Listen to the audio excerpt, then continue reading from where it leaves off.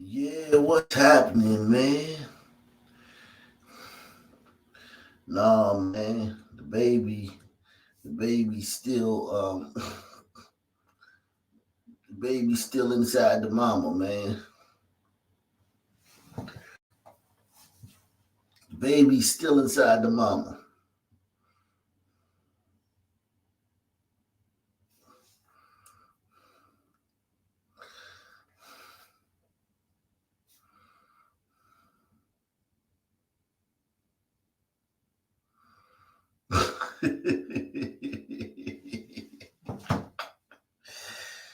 Oh man, salute, man.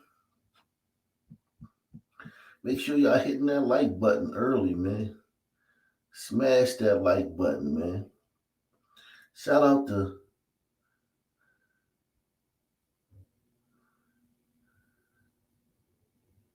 Pamela Henderson. Salute to Pamela Henderson, man.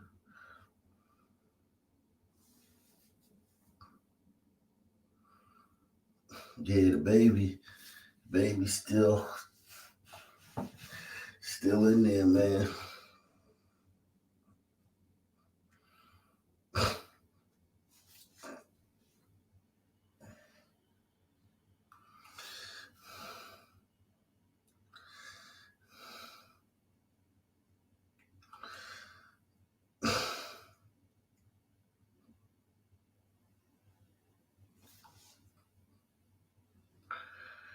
The BLM driver running over the cop in NYP.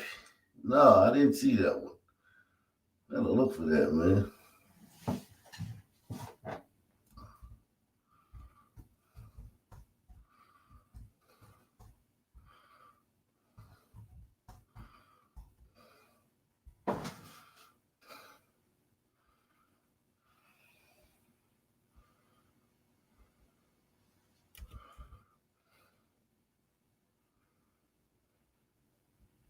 Send that to me, man.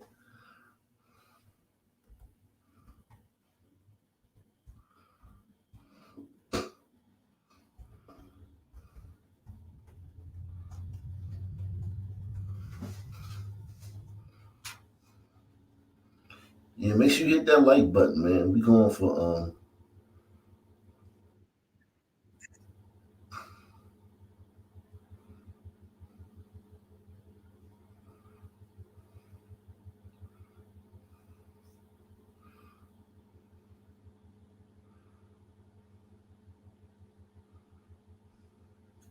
we going early on the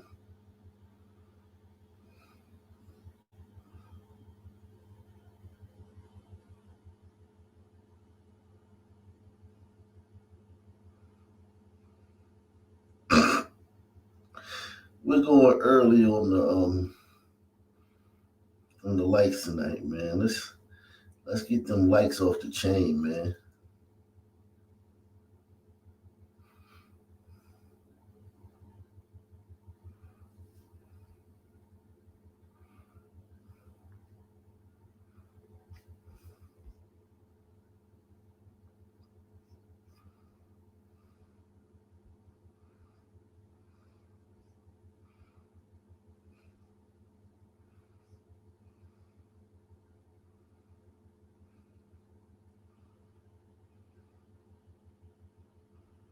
Mm.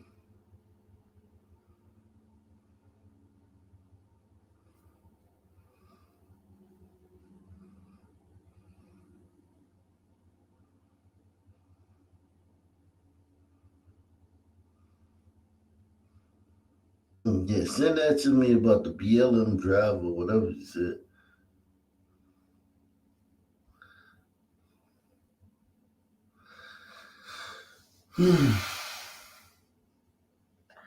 Okay, so we got some good news at least. We got some good news, man. Salute to everybody out there.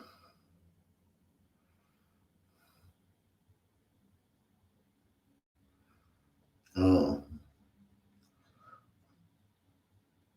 Said that's what he get. I think I saw that one. Okay, yeah, I think I did that one. It was a week or two ago. Yeah, man. Salute to everybody. Everybody, everywhere.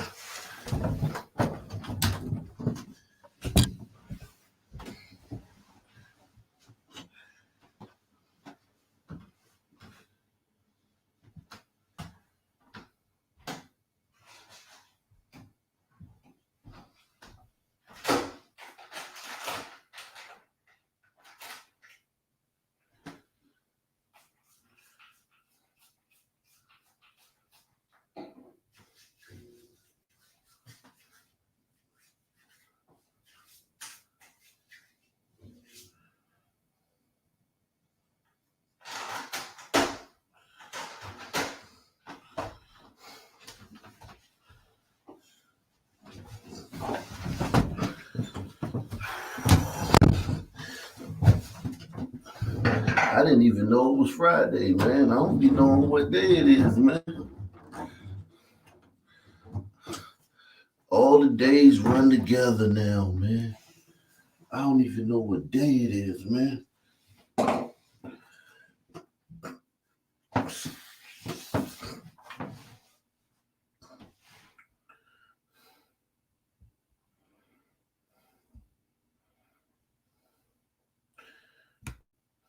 Let's try to get 100 likes early, man.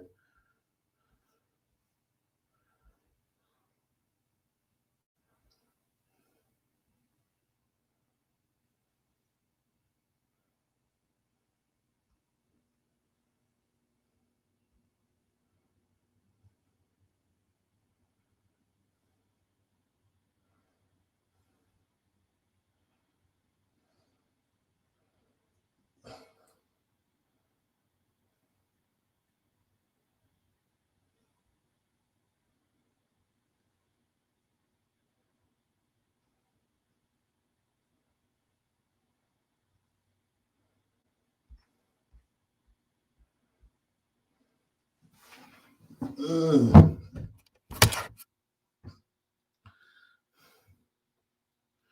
Yeah, it's Friday, man. Hit the like button. We trying to get 100 likes early, man. We trying to get 100 likes early, man.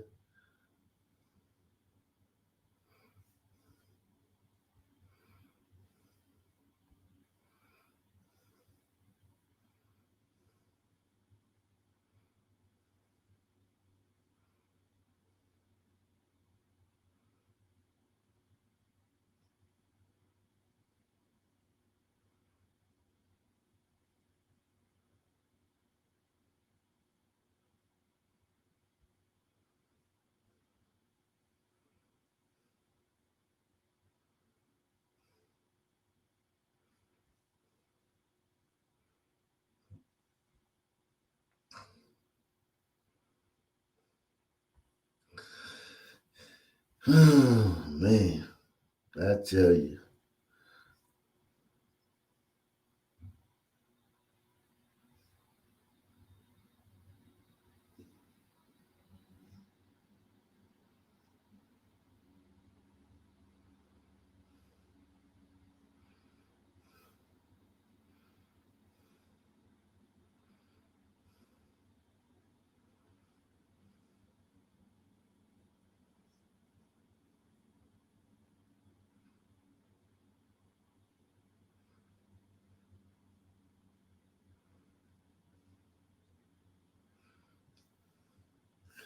Continue to smash that like button as you guys come in here, man. We're trying to get to 100 likes early, man. Early, early.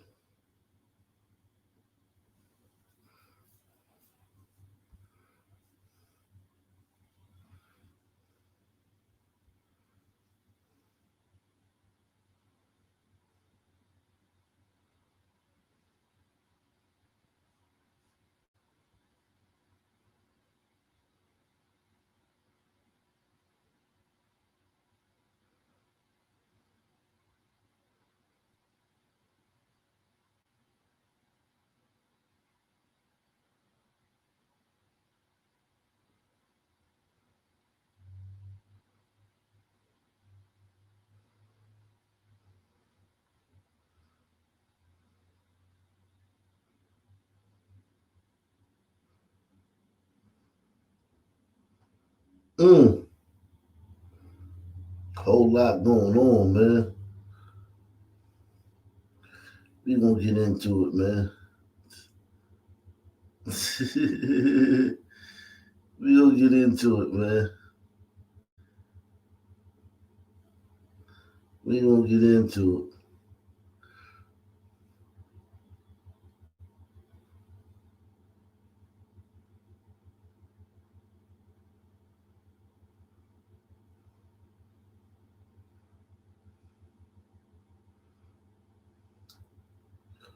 We gonna get into it, man. Um,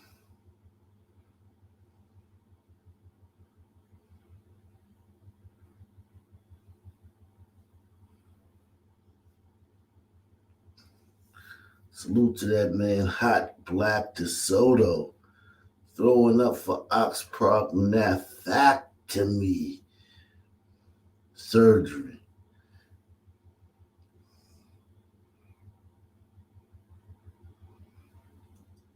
You know what, man? I think I'm gonna take that and spend it on something else, man. I kind of like my prognathism, man. I kind of like my prognathism, man. I got mild prognathis. My prognathis is manageable.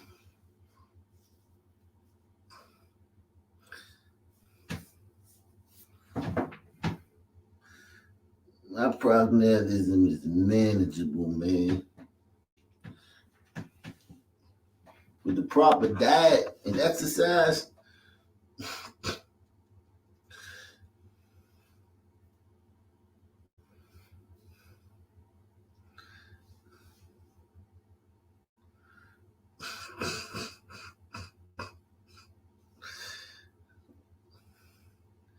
yeah, man. Let's see if we got 100 likes yet, man. I hate doing this, man. I wish people would just hit the like button on their own, man. I'm trying to promote the show, man. I'm trying to increase engagement, man.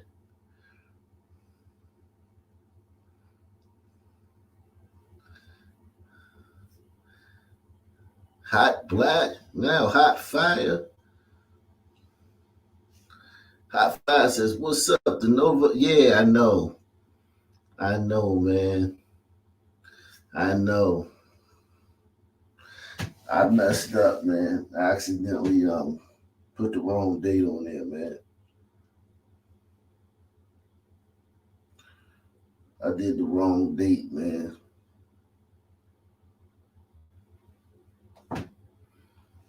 Yeah, man.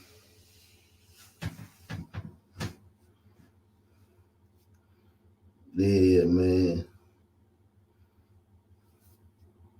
I'm tripping. I'm triz nipping. Let's see what this. Ali, I don't know. This is this a black girl? I don't know. This might be a black girl, like the girl from last night. Let's see what this person is saying.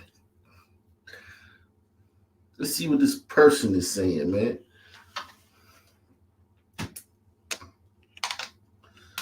Mm.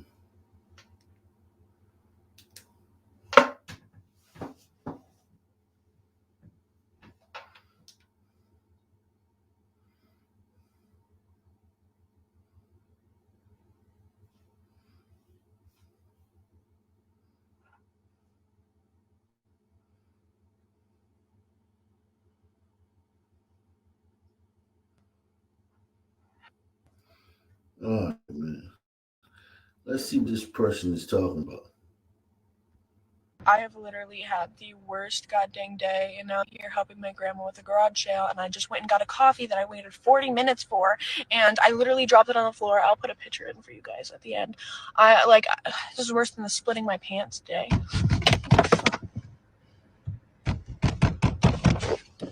What are you doing out here talking to yourself? I don't know. You over here parked next to my boyfriend. Okay, I'm sorry. Okay, but why are you out here by yourself? What are you doing? Like, My grandma's with the but you parked next to my boyfriend. You wanna explain why. Like I need these answers. Like what's going on? Oh no. Like your hair fried and everything at the end. Like what the hell? Do you want to fry? Do you want to fry? I mean, the fries go good with what you got going on. You want some? Do you want to fry? You want to fry? I No, think you should thank take you. some. No, Take thank some you. home with you. No, thank you. I'm just Yeah, having because like I mean, we got some type of issue or something. no. Oh, okay. Well, I need you to move out this spot because it seemed like you pressed up on what he got going on. Your boyfriend? Yes. Or, I think you should take some fries. You want some? You want some? No, thank you. I think you should take some. Can Take you- some home with you. Hey, they're like falling ill. There's one No, in my lap. I think you should take some. Take some. You want a fry? No, Do you want a fry? no. It goes good with your hair. Your hair's fried. This was my coffee, by the way. Now, I don't know if this is real or a skit. Had the I don't know if this is real or a skit. I don't know if that's real or a skit.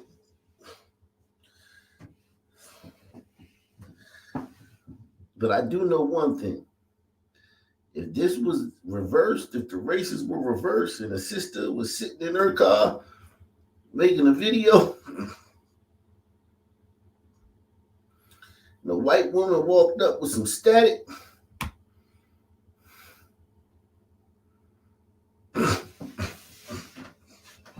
you might as well hand the Democrats the election. Press 1. Hey, man, just go on and hand the Democrats the election, man. If that happened.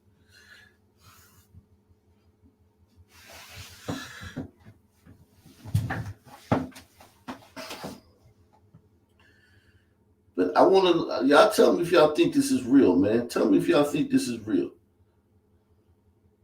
I have literally had the worst goddamn day, and now I'm here helping my grandma with a garage sale, and I just went and got a coffee that I waited 40 minutes for, and I literally dropped it on the floor. I'll put a picture in for you guys at the end. This is worse than the splitting my pants day.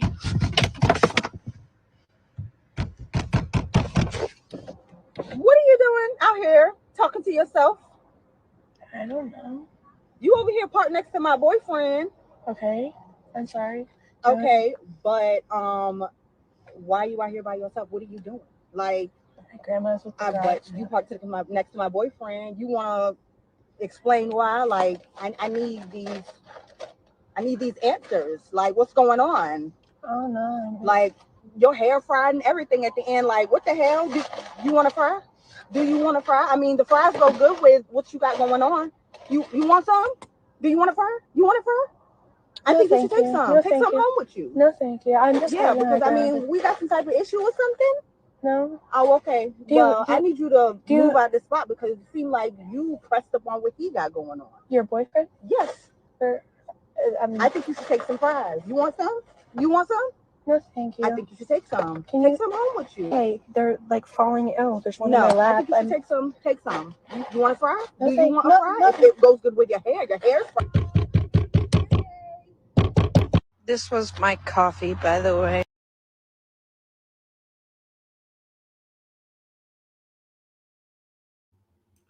I'm leading them on the side of it's a skit, man. Yeah, there wasn't no violence. Yeah, it wasn't no cussing. Nah, that shit, it was, nah. No hysterics. Yeah, nah, that was a skit, man. That was a skit. That was definitely a skit. That white girl would have pulled off, man. That white girl wouldn't have just stood there. The white girl would have tried to pull off, man. The sister probably would have hopped on the hood of her car and all types of shit would have happened. This was too clean, man. This was too clean to be a real interaction, man, between a sister and a glider queen, man. That was too clean, man. Yeah, nah, that was a skit, man. Continue to hit the like button. Everybody who's coming in, continue to hit the like button.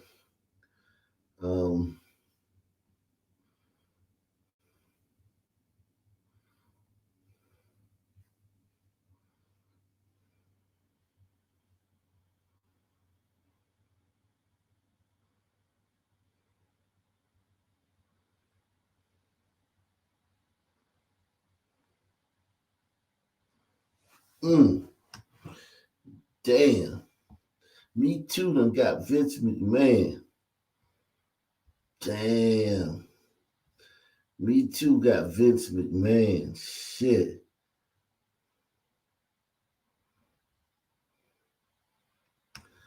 That's crazy.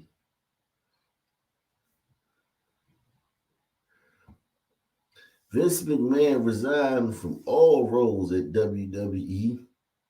Damn.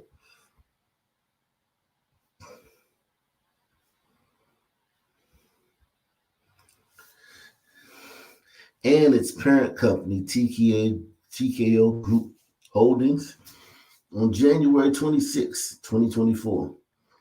This decision followed a lawsuit filed by former WWE employee Janelle Grant.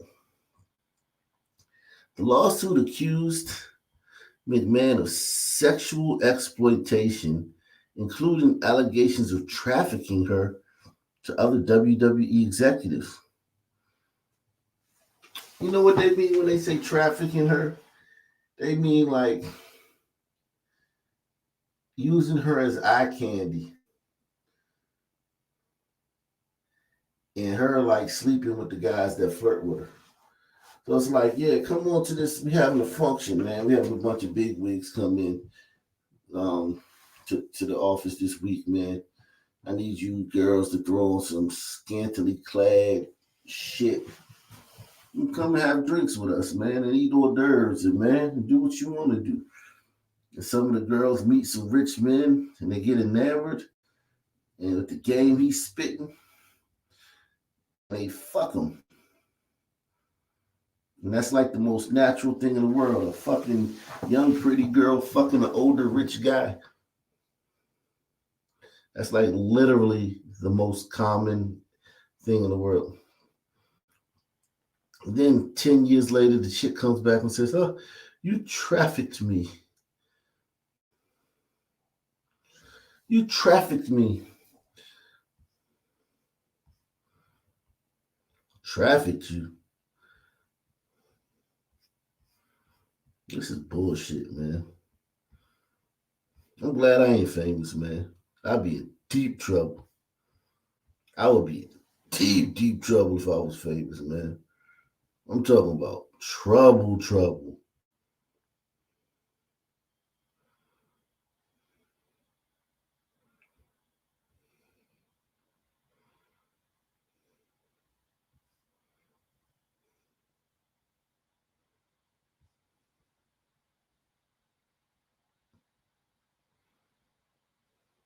Mm. Yeah, it's Friday, man. Everybody hit the PayPal, Cash App, Super Chat, man. On a Friday, man. On a good Friday, man. And also hit the like button, man.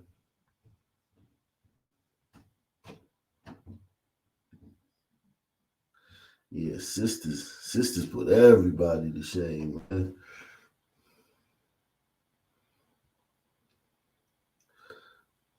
Let me drop the link, man. I don't know what's going on.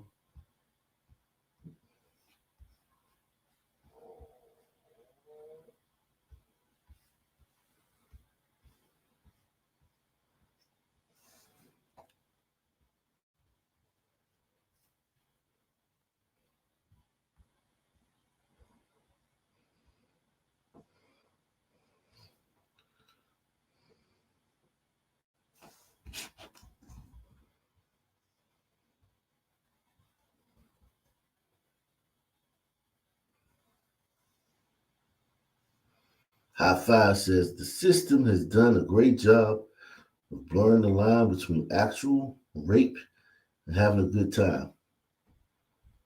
Fellas got to protect your neck at all times. Yeah, man. I mean,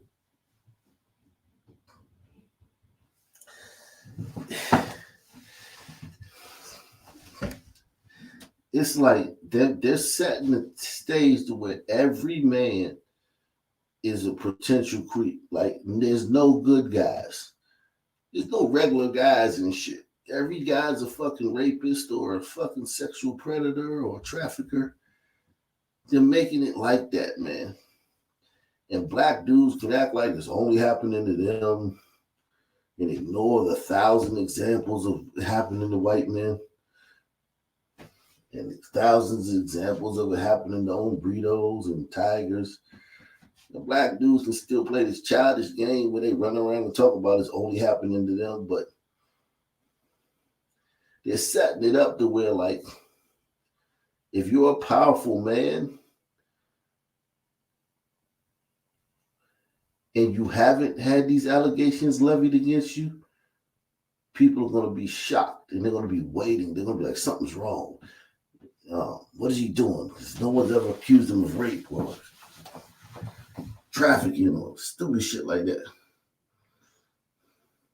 And it's going to be this thing where it's like, once you get money, you're going to be assumed. It's going to be assumed.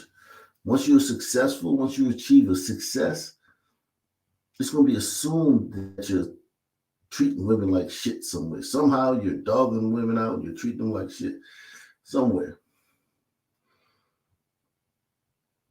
That's how it's being set up. And I don't think it's a conspiracy. I think it's a movement. It's a movement, man. It's a movement to make it seem like every fucking guy is just out here fucking raping people and shit.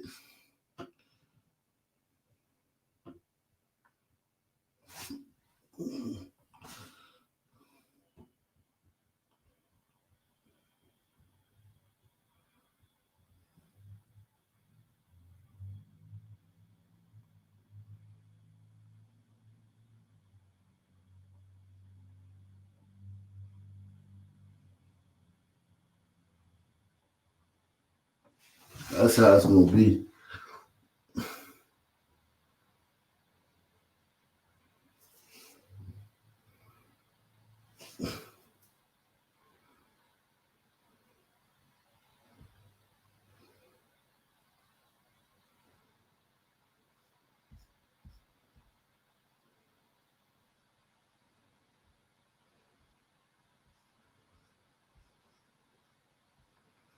Everyone continue to hit the like button, man. We're going for 100 likes early, man. Early in the game, man. All right. There we go. Took a while, man, but yeah, now he dropped the link, man. Yeah, man.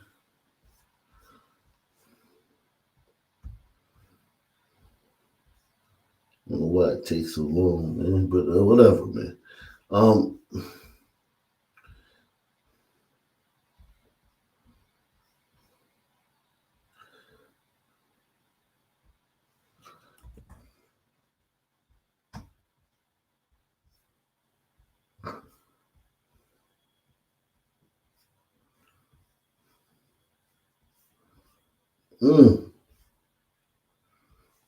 We got a lot of stuff is going on tonight, man.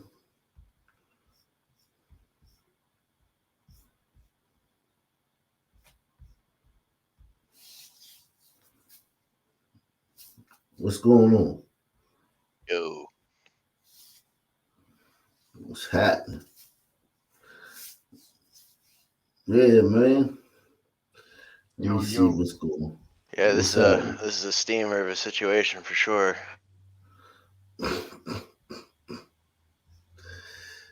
Let's see, man. Let's see. All right, here we go.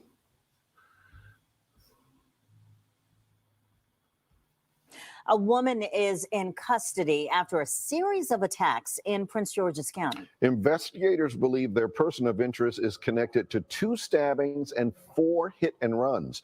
News 4's Megan McGrath is live in Lanham. That's where one of those attacks happened last night. This is complicated, Megan. Can you break this down for us?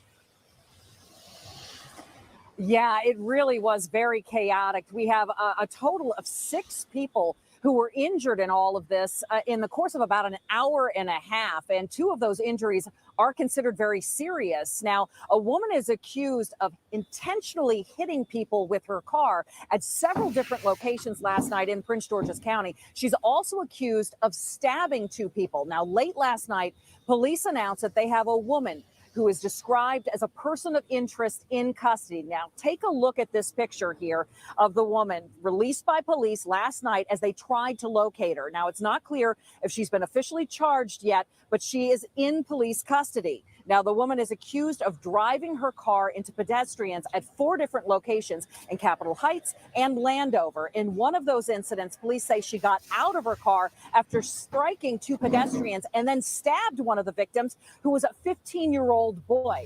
Now, all of that happened between 5 and 6. Yo, she was getting around like Annapolis. Oh no, that's Annapolis Road. Okay, yeah.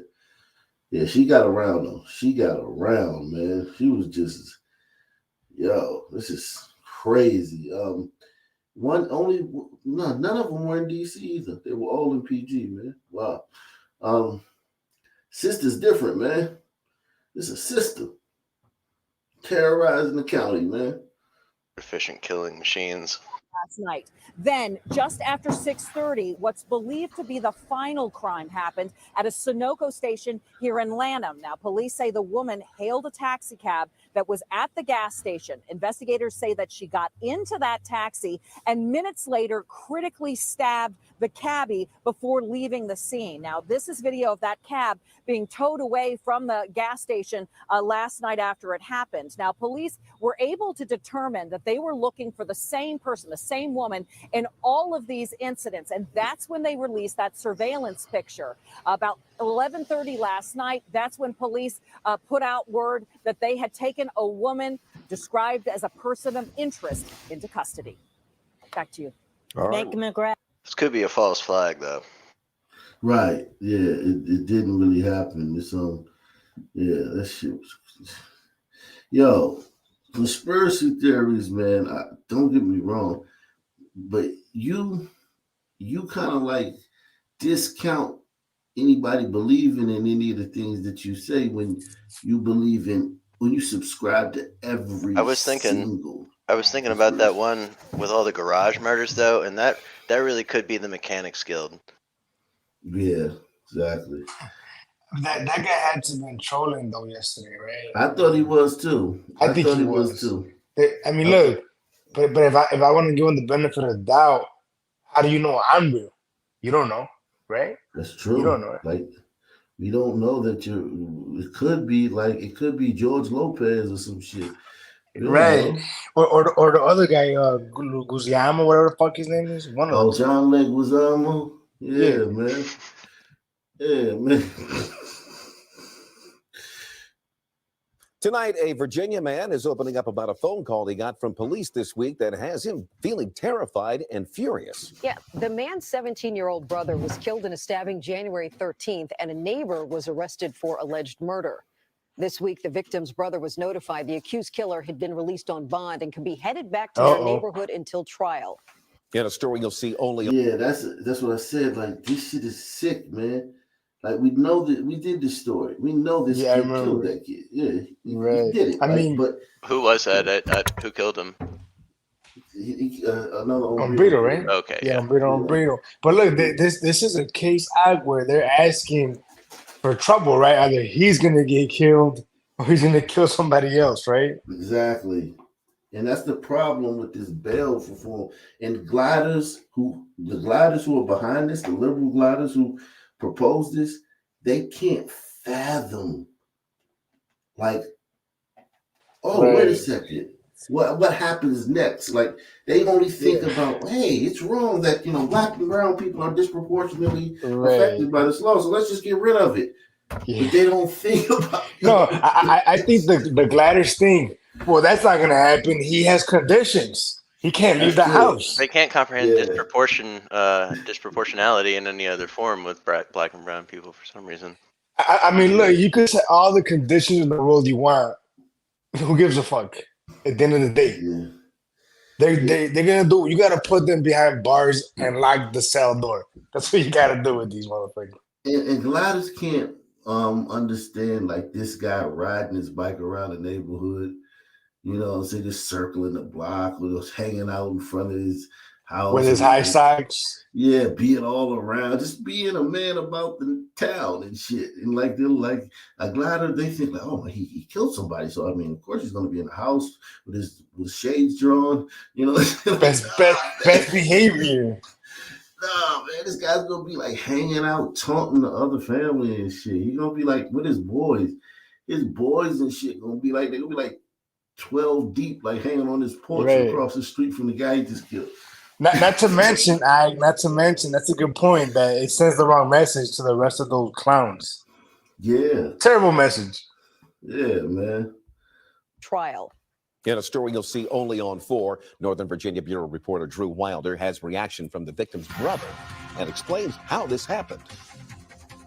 Police say a birthday party ended in a deadly knife fight outside of these Annandale apartments January 13th. The victim, just 17 years old, Paulo Castañeda. The suspect, just 14 years old, was arrested, charged with murder, and taken to jail until his first court appearance this week, when he was released on bond and ordered to wear an ankle monitor. The victim's brother, Isidro, talked with our news partners at Telemundo 44 today in Spanish. This person killed my brother days ago, and he is already on the street like nothing happened. This is wrong. The Fairfax County Commonwealth's Attorney's Office says prosecutors asked the judge to keep the suspect in jail until trial, but the judge released him with the ankle monitor Tuesday. Until trial, the suspect is back in the same neighborhood as the victim's brother. She added that it was possible that I would encounter the suspect in my community that same afternoon. I got pretty upset because nobody wants to see the suspect of the murder of their brother. Prosecutors say releasing this 14-year-old suspect with the ankle monitor is actually their best chance at securing a conviction in this case, and that's because of the way Virginia's law is written. Prosecutors explain that if they wanted to keep a juvenile suspect in jail, they have to go to trial within 21 days. Prosecutors say that's not enough time to get an autopsy result back, and Fairfax County Police tell me they're still investigating this case. In a statement to News 4, a spokeswoman for the Commonwealth's Attorney's Office said in part, quote, in this case, the autopsy and other evidence necessary to go to trial will not be available within that time frame. Therefore, prosecutors concurred that monitored release was the appropriate course of action. Meantime, the brother said, if something happens, it is not going to be my fault. It is going to be their. That's kind. I agree with that shit though, dude. Yeah, me too. Like you're really trying this man's like patience. Like if he kills that dude, I don't know if I could blame him. Like, yeah, like that guy's gonna be smirking at him. Like if they see each other, that little punk's gonna like smile at him or blow him a kiss or some shit. He don't even gotta do anything, right? Like you the motherfucker that killed. But he will. But he will. You know. Yeah. I mean, I wouldn't be surprised, but what I'm saying though, like he don't even gotta do that. Like you killed my loved one. Fuck you. Oh, remember this one? This is another update, man. A Navy veteran who fired an assault rifle into another veteran's home, nearly killing the victim, is headed to prison for the rest of his life. A judge handed down the unusually heavy sentence after a hearing how the gunfire forever changed Jeremy Timone's life. In a story you will only see on News 4, the victim and his family. Half a head.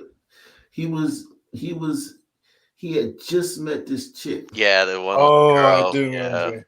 Yeah, and he like brought her over or something, and that guy followed her and like shot into the home and fucked this guy. She failed to mention she had a fucking psycho boyfriend, stalker ex.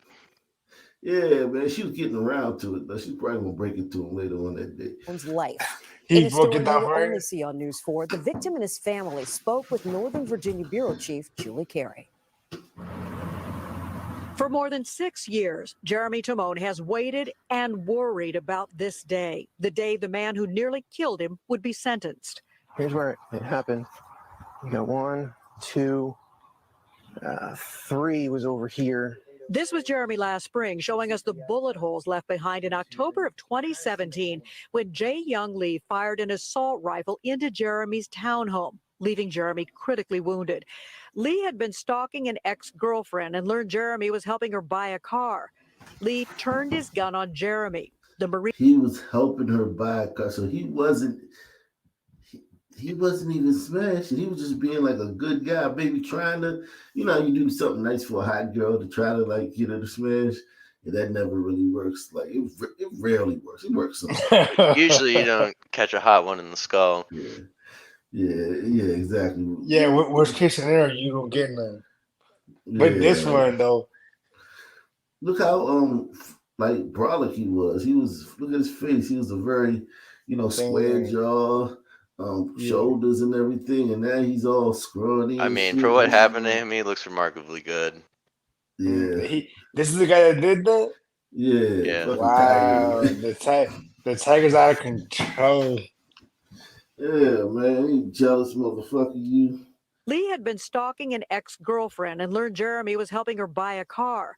Lee turned his gun on Jeremy. The Marine and Army veteran who'd been to Iraq suffered catastrophic injuries in his own home. 2 bullets went through my abdomen. 1 severed my stomach almost clean off. There's a giant void in my brain, big black spot, and I lost approximately 10 to 15% of my brain matter. Today in court, Jeremy and his family describing the life-changing impact the crime has had on their lives. Because of the damage to his organs, Jeremy cannot eat or drink.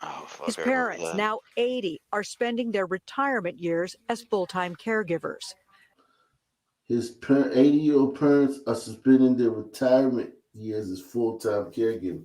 Shout out to mom and dad, man. Parents, man. That's the beauty of having parents, man, that love you, man. Well, yeah, parents that don't suck anyway. Yeah, these some good parents. They're 80 years old doing this shit, but they probably ain't got nothing else to do. But still, yeah, nonetheless, it's still a great thing to do. That's fucked up. But this guy, he can't eat. Yeah, eat normal food. He has to have everything intravenously or. Think about how much we love to eat, man. Yeah, like, think I know. about that, man. Hell yeah. Like, that's one of my favorite things, man. Stole one of life's greatest pleasures away from this guy, maimed him for life, left him in the care of his parents who will eventually pass on, and like this is a fucking tragedy. The idea of never like tasting food again and like eating like a pizza or like a taco, it just doesn't feel right. I know. We need a goddamn Korean exclusion act or some shit. Bring back Asian hate, make Asian hate great again. Think about this girl though. Like, Jim Lee Crow. She's out there now, and she's just living her life. Like she probably doesn't even write this guy like to see how you doing it. Which listen, hold on, listen though. She shouldn't. She was just trying to get him to help her buy a car. She's a dumb young girl. She's a young airhead. She's like, how you I don't know how to do this? And he's like, I don't know. I don't see her there like helping to care for him weirdly. Look, at the very least, I think she should at least throw him one time. Give it to him one time, just off the strength. At least, better have. You probably can't do that either. Yeah, like the you're way right. shit is fucked up. But look, that's fine. She can figure something out, but she better make it happen. That's the least she could do. Yeah, but it's like I can't really knock her for that because it's not like she was seeing him. It was just like a chance, like encounter and shit. You know what I'm saying? I'm assuming she was a tiger. You know how these gliders, go for the tigers. I think they had a picture of her in one of the videos, man. But I think she was like Middle Eastern or something like that. Almost clean off. There's a giant void in my brain, big black spot, and I lost approximately 10 to 15% of my brain matter. Today in court, Jeremy and his family describing the life-changing impact the crime has had on their lives. Because of the damage to his organs, Jeremy cannot eat or drink. His parents, now 80, are spending their retirement years as full-time caregivers. Jeremy's promising career as an analyst for a defense contractor ended. The judge clearly moved, telling the family, quote, "It's absolutely extraordinarily devastating. I don't have words for it." He then sentenced Lee to life in prison plus 48 years. That was 6.5 years of weight lifted, and the appropriate close of this chapter, this horrific chapter of my life, our life, my family, everybody included. He deserves it, yeah. As far as I'm concerned. There's no excuse for it. There's no excuse for what that man did. And what's next for Jeremy Timone? The hope that he will be a candidate for a multi-organ transplant to replace his pancreas, his stomach, and his intestines, so that Please, someday God. he might be able to eat and drink again. My life's forever changed. Wow. It'll never get back to where it was. But I think with this outcome, I can get close and be me again. In Fairfax County, I'm Julie Carey, News 4. Wow. Wow. Salute to Hot Fire. He says, the system has done a great job in blurring the line between actual, oh yeah, that's the last one. S Freak says, I honestly think it's another ploy to create division between the sexes to ultimately help lower the birth rate and destroy the family. I don't know if it's that deep, if this Me Too stuff is that deep. I think Me Too comes around every election season. It was invented for Donald Trump in 2017 after he got in, but then it came back in 2020 for election year, and now it's coming back 2023, 2024. It started at the end of last year, really heavy, hot and heavy with everybody. And it's crazy because guys like this guy, think about this guy, right?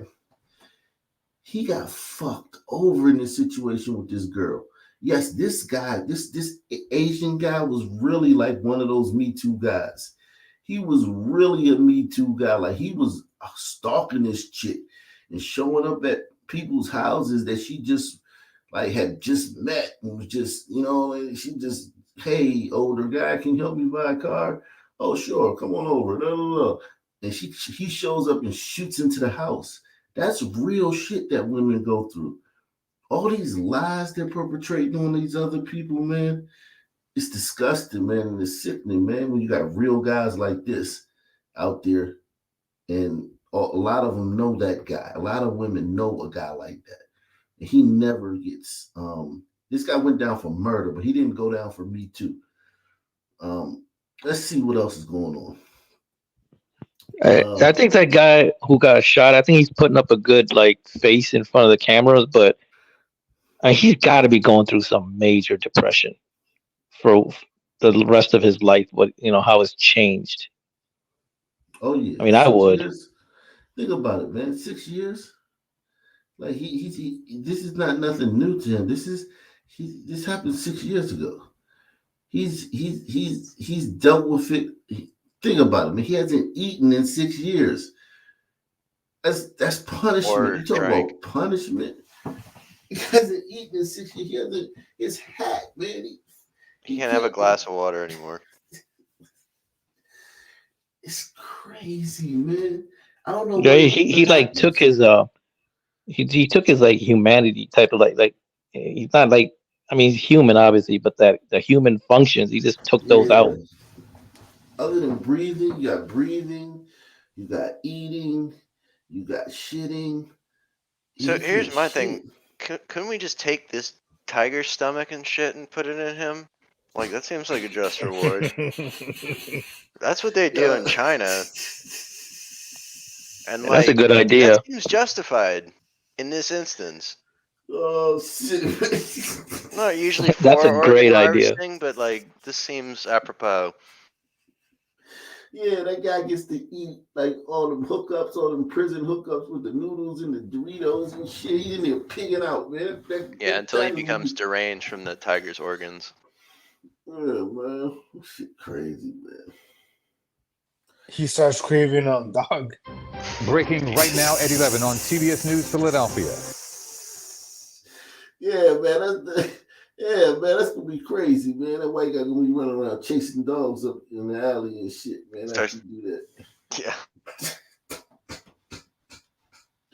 Yeah, man. Eating with chopsticks and shit. Breaking right now at 11 on CBS News Philadelphia. A deadly confrontation in North Philadelphia. A Philadelphia police officer is shot and wounded in the line of duty. Authorities say a suspect was killed. I'm Yuki Washington. I'm Jessica Cartalia. This shooting happened around 8:45 tonight on the 2800 block of Masher Street. We have team coverage of this breaking news. We're going to start with CBS Philadelphia's Carrie Corrado. Carrie, what's the latest? Yuki, Jess, good evening. We have a lot going on down here at this scene. Police are everywhere, and we can see police cruisers lining the street. Now, we are behind the yellow police tape, and we are at North Masher and Cambria Streets, and police are lining the road. They have the area blocked off in all directions, so it's a little difficult to drive around here. We are being kept back a little, but this is the general area where the shooting happened. It happened around 8:45, so police have been here for a little over 2 hours at this point. No word on how long they're going to be here, but neighbors are out and, of course, wondering what's going on. So a lot of questions here tonight. But police say the officer was rushed to the hospital with a gunshot wound to the leg. The officer's injuries are not life-threatening. We are told the suspect was also shot when the officer returned fire. This is all according to investigators. That person was rushed to the hospital where he was, again, pronounced dead. Now, police are also looking for another person that may have took the gun from the crime scene. So this is all just happening, a very active investigation. No word on what led up to this, but the investigation is far from over. And again, no word on how long police are going to be here at this point. We're live tonight. Carrie Corrado, CBS News, Philadelphia. Back to you. All right, Carrie, thank you. Yeah, and I just got off the phone. These people don't want to go on camera, but they do confirm what police say. The victim is William J. Edwards III. He works in the music industry, had a recording studio, small one in Hollywood. And his Instagram says he works with artists like Little Cobain, O.J. Marco, Travis Scott. He was here in the morning in his car with his headphones on. And here's what people say they heard and saw. Watch. He wasn't moving, and I was just like, what is that? What she saw on her way to work inside this dark vehicle parked off 29th Street. I saw a guy dead in his black car. It was the body of 46-year-old William Edwards III, shot to death shortly after 10 in the morning while sitting in his vehicle on 29th and Ocean Park. Santa Monica police saying they have arrested a suspect, a 27-year-old homeless woman identified as Kayla Denise Mackey. Everyone was freaking out, basically. Everyone walking past going, damn, not in our beach town. Like, we don't want this happening. Especially with publicity surrounding crimes involving suspects described as homeless. From a Santa Monica council member attacked while walking on the 3rd Street Promenade last July to the arrest in November of 24-year-old Adrian Jose Dugas for allegedly carjacking a group of people on one of the city's parking lots. The motive for this shooting remains under investigation. The murder of a man sitting in his vehicle around 10 in the morning is troubling even with an arrest. Been here over a decade. So you've seen... Yeah, more and more issues, right? Yeah. Over in recent times, for sure. Does it worry you more than it normally would? Yes, definitely. Really lovely around here. It's been beautiful. Like, that was just a terrible way to start your day, see a dead body. If this was just about an argument you had, somebody's dead now. Williams' family saying they don't want to talk to media right now, but they do confirm he is the father of 2 young sons. Again, this whole thing's still under investigation. Anyone with any information is asked to call. So that fucking bitch just came up and shot him in his head while he's sitting in his fucking car. Fuck, man. God, dog, man. Santa Monica used to be like heaven. It used to be beautiful. Just like about 10 years ago. You could just walk the beach, the 3rd Street Promenade. I mean, it was beautiful, man. It did get a little shady. It did get a little shady when you go to like Venice Beach and it gets a little darker. But Santa Monica itself was just heavenly. Another witness, Sunset Park resident Joe Nicoletti, told KTLA that a black female wearing a dark hoodie ran south into the business park and the helicopters were here. I don't know how she would have gotten away. So it was a black female that shot this fucking guy. The female of the species. Yeah, 27 out years on a old. helicopter. Yeah. She's 27 and she ran up on that guy,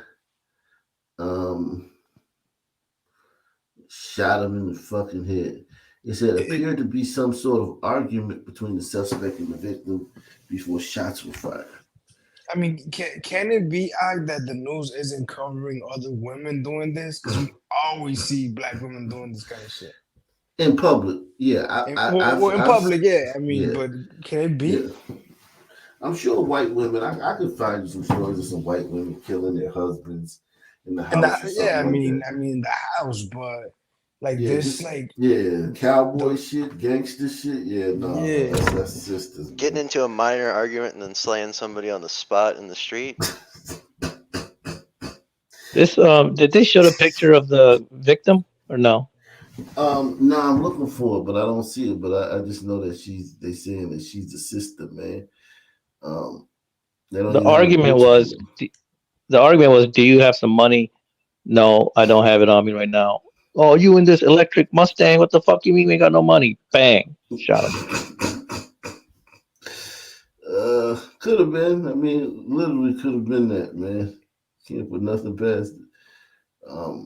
Yeah, man. Damn, it's just crazy. Young girl, 27 years old, out here thugging it up. Like she thugging, man. Like she was Joy the Lombardo. Get a hit. Man. Shit. Salute the hot fire, man. He says, salute the last night's panel. Please pray for me, guys. I daydreamed about having consensual premarital sex with multiple women at the same time. Jesus might send me to hell for all eternity. Yeah, man. Shout out to KB, man. KB revealed his religiousness, man. And a lot of them guys, they're very religious, man. Me, I'm not so religious. I just believe in God. But shit like this, think about the last two stories. The one guy just helping this random girl out. Some guy just comes up and just, I mean, and then this guy sitting in his car, so starts arguing with him and blows his brains out. You know, I just texted to God's plan. You know. Yeah. No, it's not really God's plan. What KB and Iconic would say is, well, God gives us free will. That's why this happens, because they give us free will. Yeah. He gave the sisters But then, reinforced chassis. but then you have to ask, okay, what about the free will of the guy that didn't want to be shot? What about his free will? He could have not argued with the random sun system. Yeah. Well, I mean, look. The Lord works in mysterious ways. Very mysterious. He should have been like, you got it, sister, you got it. Well, it's your world, squirrel. Right. Look, what he should have done, Ike, is just got out the car and started running away for his life. Yeah, man. Just run. Just drop whatever you have. Run. You got kids with you. Leave them behind. Run. I don't even think it might have been an argument. It's just the media just trying to make it out to be like almost like making it out to be like the victim is at 50% at fault. It might be she might have just been yelling at him and just going crazy on him. Yeah. It's the argument. Yeah, I mean, there's no like we'll find out in a couple of days, just like we'll find out in a couple of days. It's very hard to they don't have a lot of information on this yet. We'll find out in a couple of days. William's family saying they don't want to talk to media right now, but they do confirm he is the father of two young sons. Again, this whole thing's still under investigation. Anyone with any information is asked to call Santa Monica Police. I'm Christina Gonzalez. Back to you guys in the studio. You can understand that the family is hesitant to speak. Okay, Christina, thanks so much. Hey, real quick. And I'm not going to hesitate on that. When you think about I was gonna say, is that Hot Fire's real picture? Or is that like some athlete? I don't know. Like, is that like Michael Vick or something? Or is that really Hot Fire? I think that might be him.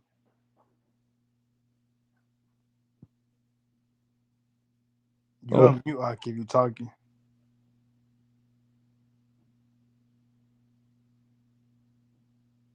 I think that's Beauty and the Beast, right? Like that Hot Black's face on his avatar. Hot fire, not hot black. Yeah, Hot Fire. I'm Odinoff. Godunov, yeah. Oh, Hot fire. That's a happy looking Negro, man. I Oh, he don't said know, it's man. him. Yeah, well, Yo, he's out here, having consensual premarital. he I can imagine who he's daydreaming about. he must be divested with that smile. Yeah, man. Yeah, man. He definitely divested, man, without a doubt. I would bet the farm on it, man. Let's Yo, see. real quick, yo, Is this season? Dublin, just accept the fact that it is what it is, dude. I mean, it's not our fault that we have eyes and we could see, dude. Hit the link and tell us about our lion eyes, bro. More the cope of the Irish. Yeah. Is this season a failure if Lamar loses Sunday, RC? Yes, absolutely a failure. Lamar Jackson is now only judged by championships. And I think it's a failure for many reasons. You remember this guy? Yeah, I remember this guy. We did the video Oh, last yeah, Ryan weekend. Clark. Yeah. That story broke It's a my failure heart. because he has the best team. And part of him being on the best team is that defense, is the run game, is Todd Monken that's been added. Also, some of the pieces on the outside, but it's Lamar Jackson. Lamar Jackson is in the conversation with Patrick Mahomes for best player in the entire world. But what do the best players do to become great? They show up in the biggest moments. This is the biggest moment of Lamar Jackson's entire career. And let's be real. Lamar Jackson is playing for more than himself. And I know we've had the Doug Williams win Super Bowls, Patrick Mahomes, we've had the Russell Wilsons, but Lamar Jackson is different from all of them. Lamar Jackson has gone against the status quo, gone against the familiar since the moment he was drafted, by not choosing an agent and staying with his mother, allowing her to be part of his representation by the hair he wears, by the way he talks, by the way he plays. This is bigger than Doug Williams. When John Harbaugh sat on the sideline next to Lamar Jackson during his first run as an MVP and said, do you know how many kids are going to go buy number 8 jerseys because of you? Because they look like you, because they talk like you, because they come from places that you came from, and he never switched up. He never They're not gonna became get spun on anything by white but women when Lamar they Jackson. go buy He never changed his style of play. He just improved on it. He never changed the way that he directed or he behaved in press conferences. He just improved on it. And he never changed the way that he led a locker room. He just improved on it. But it stayed authentically Lamar Jackson. And for that reason, when he wins or when he loses, the conversation is about so much bigger than just who he is as a player. So this is imperative that Lamar Jackson not only wins this game, but he wins the Super Bowl, because it's an entire culture on the back of that jersey, not just the name Jackson. So Jamal, man, he got the whole hood and the whole black race. Everything goes back to being blackity black. Blackity black, black. Yo, maybe if Lamar wins, maybe these young kids will stop smoking each other. You know what? I didn't hear him say that. I didn't hear Brad Clark bitch that part. So You know what? Maybe I'm just being, optimistic. Yeah, man, you're being really optimistic, man. I think, yeah, like everything does come back to race, man. With these shows, man, it's like it's almost exhausting to It's a degree, exhausting. man. Not to a. If there's a sun person on the TV, like there's a 95% chance that you can be getting some shit like that, no matter what the genre or type of, It's exhausting, period, Chief. Not to a degree. This shit is tiresome already. I don't think there's any going back either. How can we go back? I was watching this thing on Netflix about aliens earlier in Zimbabwe, and there's a dude on there like, I don't know. He linked the alien encounter back to his African blackness and shit. Damn. let me. You talking about those school children that saw it? Yeah. Was that the one? Oh yeah, that's pretty good. There's no going back, is Imperative there, for Chief? several reasons. I'll piggyback off of everything you said first by the player part. Lamar Jackson, if he loses to the Kansas City Chiefs this weekend and the Patrick Mahomes, here's what we're going to be saying about him next month when award winners are presented. He's a 2-time NFL MVP. 2 times he finished with the AFC's best record. and he's got 2 playoff wins. That's what we're going to be saying about him. That's number one. Here's number two, what we're going to be saying about him. There are 9 quarterbacks thus far who've won 2 or more NFL MVPs. Peyton Manning, Aaron Rodgers, Tom Brady, Brett Favre, Johnny Unitas, Joe Montana, Steve Young, Kurt Warner, and Patrick Mahomes. Racism. Every single one of them have won a Super Bowl championship. He would be the only one who hasn't. So when we look at it from that perspective, there is no question that if he does not win this Sunday as the number 1 seed in the AFC, playing on clearly the best team and having the best record and home field advantage in the AFC playoffs, it is going to presumably be a failure. SA, let me ask you this, because obviously you are. Damn. Lamar, man, I'll be watching that game, or if not watching, I'll be checking the score, man. Who you gonna root for? I think Patrick Mahomes will win. I like my quarterbacks like I like my milk. Fat? You know, like you like your pilots? Yeah, exactly. I like my quarterbacks like I like my paper. Like I like my quarterback like I like clouds and shit. Because I mean, think about it, man. What, 58 Super Bowls or some shit like that now? 50 something Super Bowls, right? Yeah. What is this? Super Bowl 58? 3 times a Sun quarterback has won. Listen, man. I mean, you'd be stupid to bet that one is going to get there. And listen, the 3 times the Sun quarterback has won, one of those quarterbacks is Patrick Mahomes, who's a fucking Sun glider.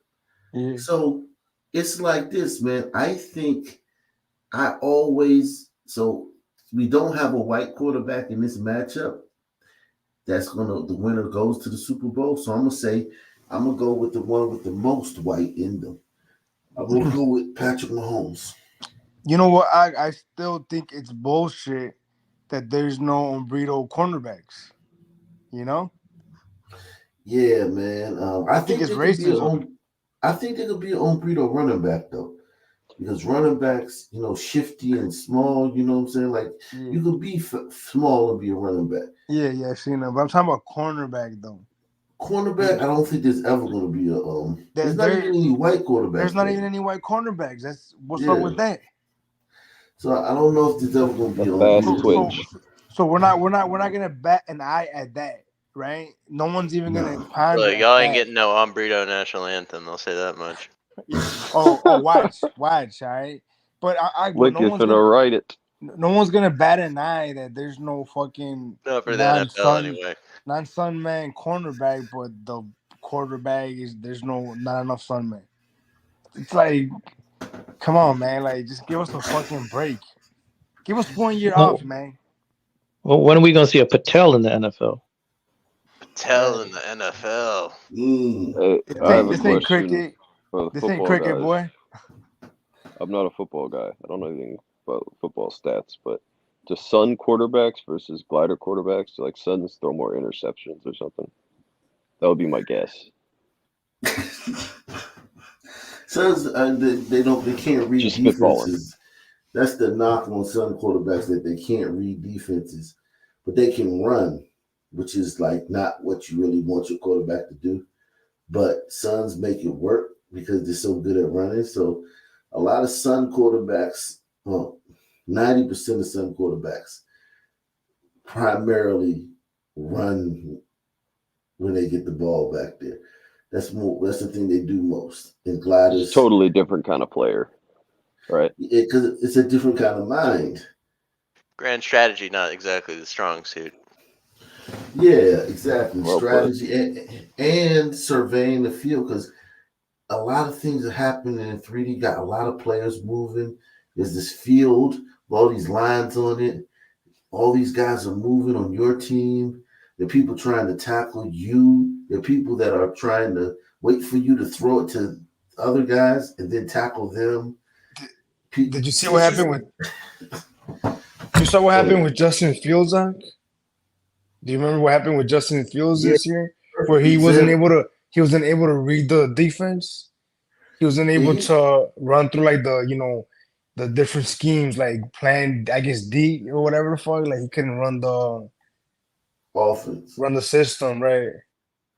He's a perfect example of a son, what a son does. So a son will get you fired if you're a coach. Son quarterbacks will get you fucking fired because even no matter how good they are, the plays they make are not the play you call. So you call like we're gonna drop back and you're gonna look at the first receiver. If he's not open, throw it to the second receiver. If he's not open, throw it to the third receiver. A son's gonna drop back, and as soon as he feels some pressure, he's gonna run. And he may get 80-yard touchdown, but that's not what you call, and you can't bank on that. You can't count on that.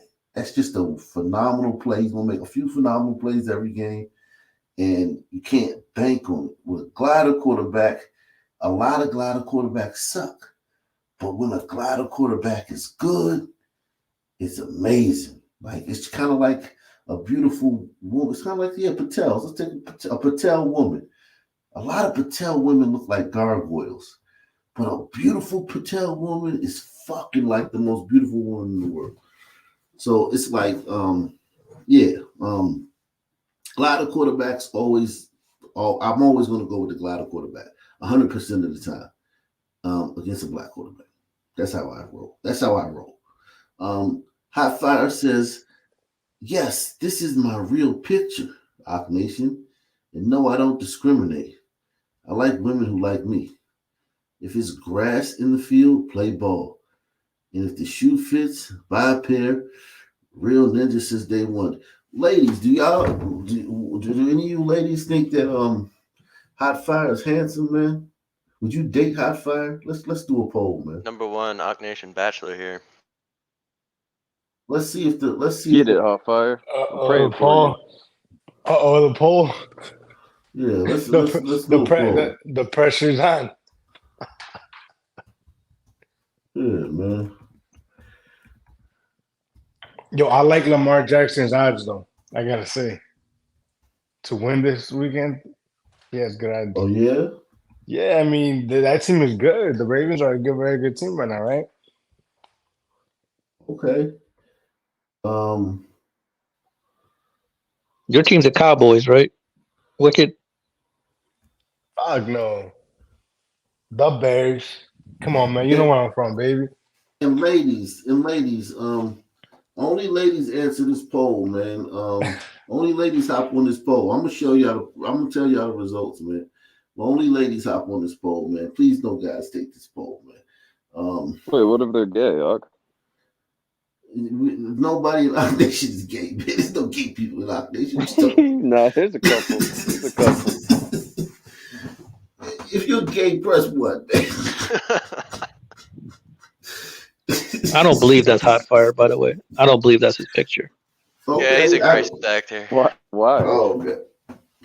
No, the way he breaks things down, the way that's a glider. Oh, you think that he doesn't think like a son, man? What about What about me? What about Osa? What about conservative? No, just the way he articulates it. Just the way his written language is. He's very articulate. Yeah. I've been trying to What get about Hot Fire to Mossy? come up on the panel. What about Mossy? How do you explain him? Mossy? Yeah, I think he's in blackface. Wow. Yeah, And gliders are evil. The big story on Action News tonight is the plea from police and federal agents as they work to track down that teenage murder suspect, now a fugitive for more than 48 hours. And the longer Pryor stays on the run, the more desperate he becomes. This is brand new video U.S. Marshals say shows 17-year-old Shane Pryor wearing a blue sweatshirt and distinctive hat hours after his escape on Wednesday morning. So he's hanging out in a local corner store after escaping from prison. The urgency. Or whatever, juvenile hall or whatever the fuck he's from. Shane Pryor wearing a blue sweatshirt and distinctive hat hours after his escape on Wednesday morning. Today, we also learned that police arrested 18-year-old Michael Diggs here, who they say helped Pryor flee that day after he ran from custody. Tonight, investigators zeroing in on friends and family to whom Pryor might turn for help and say they're in. Yeah, man. That little kid, he looks innocent like a little kid. That little kid, the demon, man.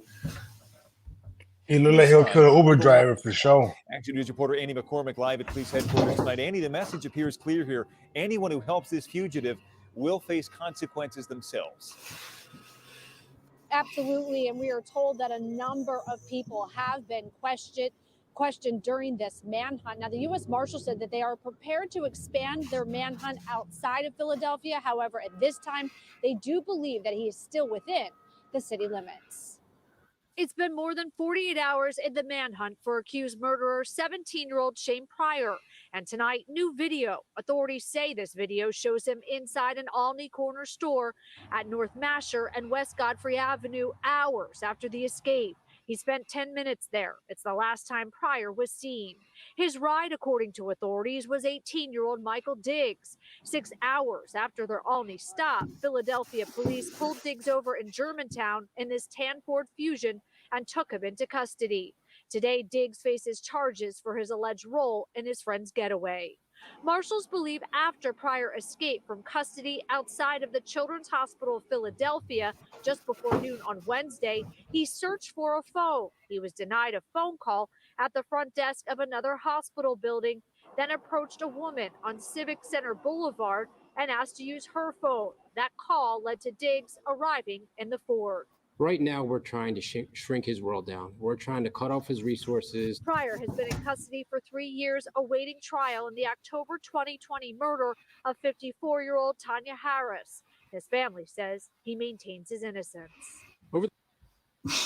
Maintains his innocence. And he fucking broke out and is doing all of this? Fuck you. Salute to Dina, man. Dina, man, says, thanks God it's Friday. Poor Jeremy. Salute to Eric S. South Nation Hall of Famer coming through once again. His family says he maintains his innocence. Over the past 2 days, I've heard the family of Shane Pryor claiming his innocence for the murder which he has been charged. However, it is my contention that flight is an indicator of guilt, and the longer Pryor stays on the run, the more desperate he becomes. And Okay, again he was today, looking the real U.S. desperate Marshals in the convenience reminding store. family and friends of Pryor that they will face prosecution if they are found to be helping him. Additionally, there is still that $5,000 reward for information that leads to his capture. For now, reporting live outside of Philadelphia Police Headquarters, Annie McCormick, Channel 6, Action News. Brian. And the search now goes into the weekend. Annie, thank you. God's plan, I guess. Shane Pryor has been on the run since he escaped from custody outside the Children's Hospital of Philadelphia Wednesday morning. And today, we learned more about how he got away. The U.S. Marshals Service says that Pryor narrowly escaped from officers who took him to the hospital. He was last seen Wednesday afternoon at a store in Alney, and investigators think he is likely getting help from family or friends. CBS News Philadelphia's Nikki Dementri has been on this story from the very start. She's in the newsroom with the very latest. Hi, Nikki. Hi there, guys. New video just came into our newsroom Sniggity. showing Shane Pryor in a corner store about 90 minutes after he escaped. I want you to take a look at this. Pryor is wearing different clothes than when he escaped. You can see that here. He was wearing a bright blue sweatshirt, a hat, and was in white sneakers. The U.S. Marshal Service says the store is at Godfrey and Masher in Alney. Now, that video is from Wednesday afternoon. It's now Friday night, and Shane Pryor is still not back in custody. As time ticks by, the U.S. Marshals believe the 17-year-old is growing increasingly desperate. Hit the like button. Smash that like button, man. Everybody who's just come in, make sure you hit the like button. Support the channel via PayPal, Cash App, with a super chat. Let's go. Extremely confident we're going to find him. It's just a matter of when. As the search for Shane Pryor continues, the U.S. Marshals Service says they're working around the clock to bring him back into custody. The ask from them, Pryor's family and lawyer, remains the same. Turn yourself in. If Shane Pryor wishes to contest his charges, he should be fighting his case from the courtroom and surrender to the nearest police officer immediately. After the 17-year-old's escape Wednesday, the U.S. Marshals Service, who provided this video, says Pryor went in and out of the buildings near CHOP, asking people to use a phone. They say about 10 minutes after he fled, a woman on the street gave him her phone after he told her he had been in a fight. It was then, Supervisory Director Robert Clark says, he called Michael Diggs to pick him up. Right now, we're trying to shrink his world down. We're trying to cut off his resources. And So this kid, let's see when they find this kid. We're gonna come back for that, man. But in those cops' defense, Greg, these sound words are fast as fuck, man. They're fucking fast. Yeah, man. A man is in jail without bond tonight, accused of breaking into a South Charlotte home and raping a woman this morning with her child in the house. Just a sad story here. Police say the woman's child called 911, leading to the suspect's arrest in the middle of the attack. Queen City News reporter Daniel Pierce tonight talked with investigators and dug through documents just to be able to learn more about the 6-minute assault. He is off the streets right now in the jail and shouldn't be let out. Charlotte Mecklenburg Police Major Jonathan Thomas is not mincing words about Wednesday morning's rape suspect. Hopefully the justice system will take control of this person and put them away for a very long time. Officers went to a home in a quiet Ballantyne neighborhood around 10:30, answering a break-in call.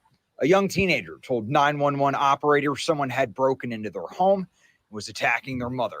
I was advising somebody broke into the house and they're downstairs. No one's having a hard time understanding them since they're whispering. We would not have been able to make this arrest if that did not happen. We would be out probably looking for this suspect. Officers allege 32-year-old Santarius Allen attacked the woman and bit her wrist and arms as she fought back. 4 Manson officers Lamps. responded within 6 minutes of this teenager's call. Commanders say they found Allen in the midst of his attack.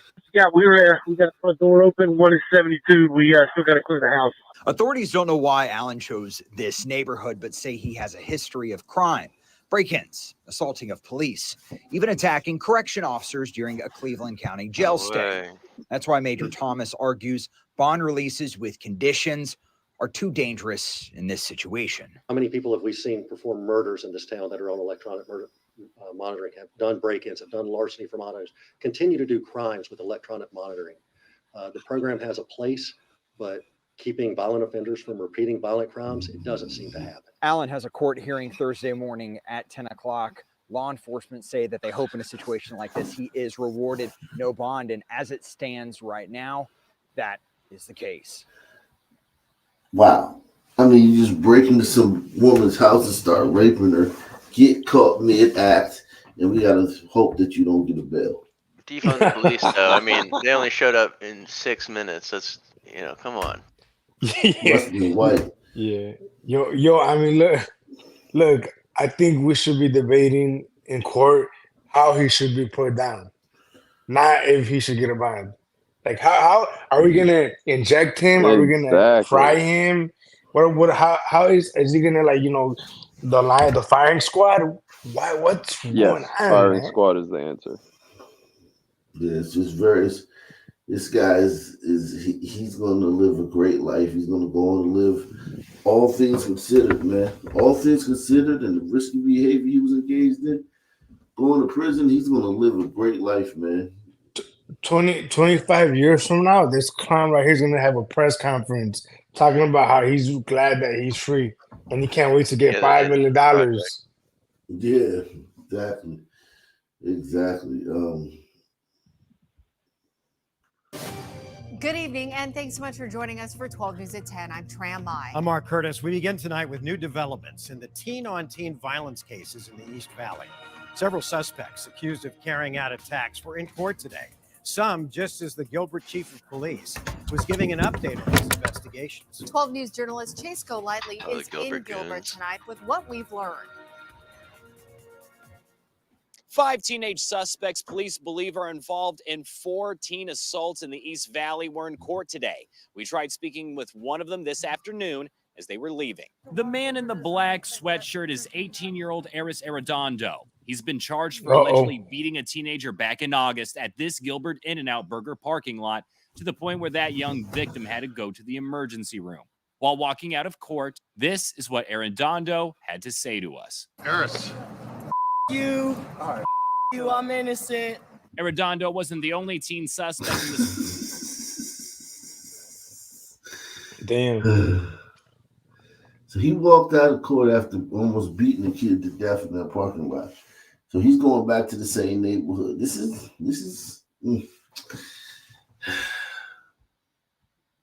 In this assault case that stood in front of a judge Thursday. State of Arizona versus Christopher Fantastic. 18-year-old Christopher Fantastic is facing the same charges. Mesa police also charged Fantastic with another teen assault in their city. Back in Gilbert, 3 other teen suspects were in court throughout the day.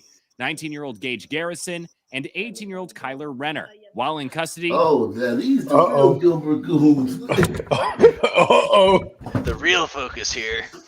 Yeah, These guys are dangerous. That's what we were looking for, though, because they kind of like all the buzz online was, oh, this is black gang doing stuff, and no one's saying anything. Yeah, white people are out here thugging it up, and everyone's quiet. No one ever says anything about it. yeah. Yo, I like the diversity though. It's like a nice, healthy mix of like everybody's, doing their part. Yeah, definitely, man. Yeah, man, this is real wholesome.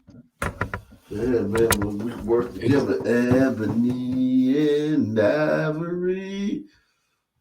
They heard the charges they are facing for their reported role in this violent beatdown at a downtown Gilbert parking garage that was caught on camera.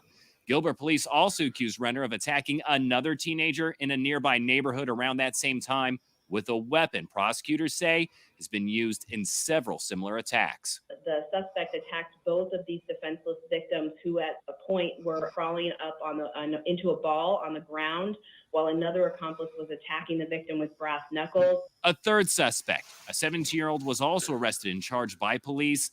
While in juvenile court, he will be charged as an adult. Even though we made 3 arrests yesterday, it's still an active investigation because we are pursuing charges on additional people. Gilbert Police Chief Michael Solberg held another press conference to talk about these active investigations, saying right now there are 10 open group assault cases. But since the start of the year, 14 suspects have been arrested. It is our hope that these arrests will bring some level of healing for any victims of teen violence in Gilbert. Some of those teen suspects have posted bond. When asked if the chief is worried these suspects might run, you've always have that risk. The information we have does not cause me concern because even if somebody fled, we can still file the charges. It's just a matter of how do we get them back here and hold them accountable.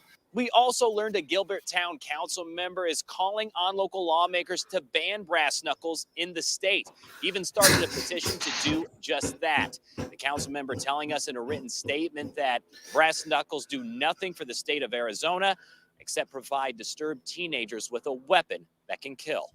We're in Gilbert, Chase Whiteley. Disturbed. Yeah, man, them disturbed glider boys are out here slaughtering people with brass knuckles and shit. Goddamn gliders. But I mean, the black liberal fraternity people would look at this and it's like the white people do it too. Why do they say that we're the ones who are causing violence? They do it too. Look. Yeah, exactly. Look at Gilbert. Gilbert has what? Oh yeah, they didn't kill anybody. The kid almost died. So I don't even think they got a body yet. I don't think the Gilbert goons have a body. A for effort. Sons, sisters, their kids be having multiple bodies. And You should have seen what happened in Chicago today. It was crazy. I think I sent you the video on Twitter. I think I sent it to you on Twitter, but you cannot play it on here. You will for sure get flagged. But you gotta watch it. I cannot believe. Oh, dude. Is it on your channel? Your Instagram? Put it in the back chat. I sent it to you on Twitter. But again, you can't really play. You can't play it on here because it was like somebody recording the video of it. Long story short, 2 Sun teens were gunned down outside of their high school, and they recorded the aftermath. One of them was dead. You could see him dead, and the second one died on camera. He was alive struggling, and then he dies. They turned out to be 2 gangbangers who they say 6 gunmen. 6 in the middle of downtown. They call it jeweler's room. All these jewelry stores. It's like there's money You there, talking right? about like FBG Duck? They Like FBG that, Duck? pretty much like that. Pretty much like that, right? They say 6 gunmen jumped out, 4 got back in the car and took off, and 2 for whatever reason ran off, and that they went into a Popeyes. Got to be a Popeyes, right? Into a Got caught. bathroom and changed. You look, when the murder they committed right there, the murder they committed right there in that area, I guarantee you one thing: the FBI, the feds got time for that. They got time and money for that one. Yeah. Wow. Let's see what happened. Here it is, right here. Local shop. We are learning more about 2 high school students shot and killed in the Loop this afternoon. Courtney Spinelli joining us live with the very latest on this. Courtney? Pat and Micah, good evening. Right now, the windows shattered by bullets where this shooting all happened early this afternoon have been boarded up. A reminder of the shooting that claimed the lives of 17-year-old Montario Williams and 16-year-old Robert Boston. Look like 2 people shot right here. 15, 25. Dispatch audio detailing the moments after 2 teenage boys were gunned down in an ambush-style attack Friday afternoon. Several individuals exited 2 vehicles, approached the group, and fired multiple times. Deputy Chief John Hine with CPD's Central Control Group says multiple suspects got out of a dark-colored sedan and an SUV, opening fire on the victims. 16-year-old Robert Boston was shot in the chest. 17-year-old Montario Williams hit in the hip and chest, both taken to Northwestern, but they didn't make it. Something like a firecracker, like a 10, 15 shot. Boom, boom, boom, boom, boom, boom, boom, boom. Local shopkeeper Mohammed Ashik describes diving for cover as bullets were flying, witnessing the aftermath, an emotional scene unfolding right in front of him. Everybody looking right and left, over there has a people crying, kids crying, All of this happening near Innovations High School, where the 2 boys were students. Crisis responder Andrew Holmes speaking with the boys' families Friday night. The 16-year-old just had a smile, that he kept a smile. The 17-year-old, he was just keep it trying to real. work hard to just. We've seen this guy before. Holmes furious like many other community members about the brazen events that unfolded. He says one of those boys would be celebrating a birthday in just weeks. You have no right to take another person's life like that. And this is a brutal way. This is cold-blooded murder. Mayor Brandon Johnson responding to the shooting, writing, quote, "My deepest condolences to their families and the Innovations High School community as they grapple with unimaginable pain and trauma caused by this senseless act of violence." You discharge that weapon, on the other end of that weapon, there's a body.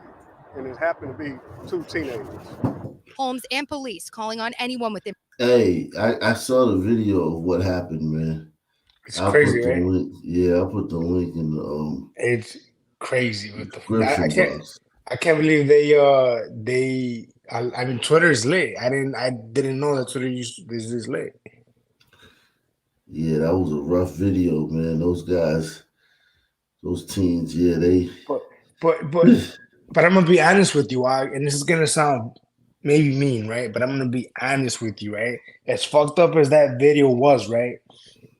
And on the news, I heard that this one female, right, who had nothing to do with any of their clown shit, was walking down the street and a bullet went through her jacket. The worst thing that happened was that fucking jacket, because these 2 motherfuckers were with that shit.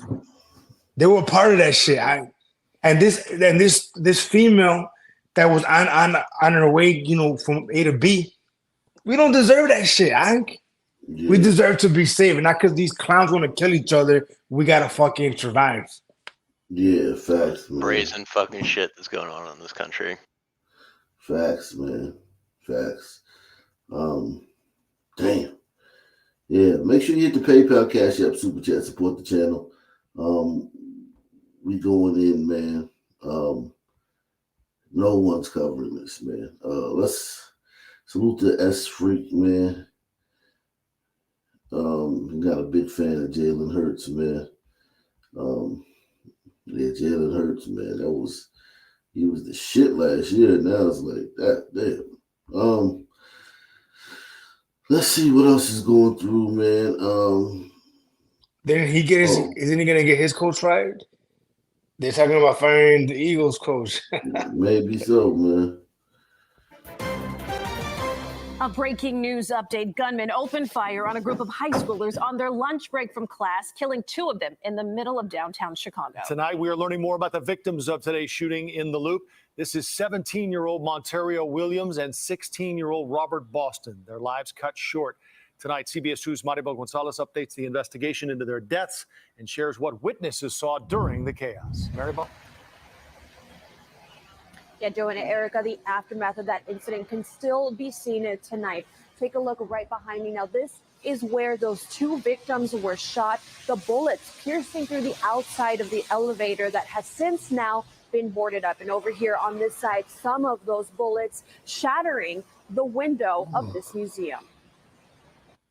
The families of 17-year-old Montario Williams and 16-year-old Robert Boston are grieving the loss of their teenagers. The 2 Innovations high school classmates were shot dead in the Loop near Washington and Wabash Friday afternoon, blocks away from their school, just as it was getting out for lunchtime. Community activist Andrew Holmes sharing their photos after meeting with their loved ones. And both of them are dearly hurting. The 16-year-old just had a smile, that he kept a smile. The 17-year-old, he was just trying to work hard to just go into the trade business. He didn't want to go to college. He wanted to go into the trade business as all that's bullshit. They feeding him a bunch of bullshit. Yeah, man, he was gonna do a trade and shit. That's all horse shit. They were fucking gang with 6 dudes ran up on them in the fucking Loop and killed them. Yo, why didn't they do that to the other kids? Why didn't the other kids get that? Why did these 2 specific kids get targeted like that? They're in a gang war with some other kids. I mean, there's already a lot of pictures of them out there with like holding Dracos, pistols, signs. They thugs, man. Think about what they must have done for that hit. That's a hell of a fuck. Them dudes that did that are cooked. They're done, right? You pretty much, they're done. For them to do that, what did these 2 dudes do? Yeah, and not only are they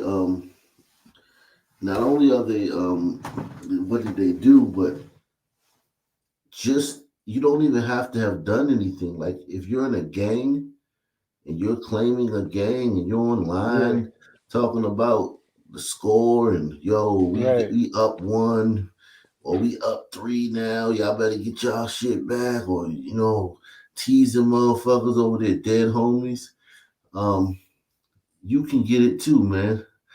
Yeah, these kids was out there. They were young though. God damn. They were young, yeah. But look, if you go after this, if you go on YouTube, put BK and Jungle, you're gonna see where the hood they're from and the guys talking, what they talking about, and you're gonna see why they fucking got smoked. You said BK and Jungle? That's where they're from? Yeah, put BK and Jungle. The one on the right, Robert, he looks like he's 14. He looks very young. Yeah, that first video, the first one. He was on the right in the mugshot. This channel does not promote or promotion any illegal activities. All content provided by this channel is meant only for education. I want to know if I trust this. Get him shit, man. Look, shit, we right here. We on the back of the back. We is not out west. The O, the bitch like a block. The O right here in the front. We right here. We on Maypoint 11. Really where the shit started. We on Maypoint Bell. This C-Glove, man, I already know who it is, man.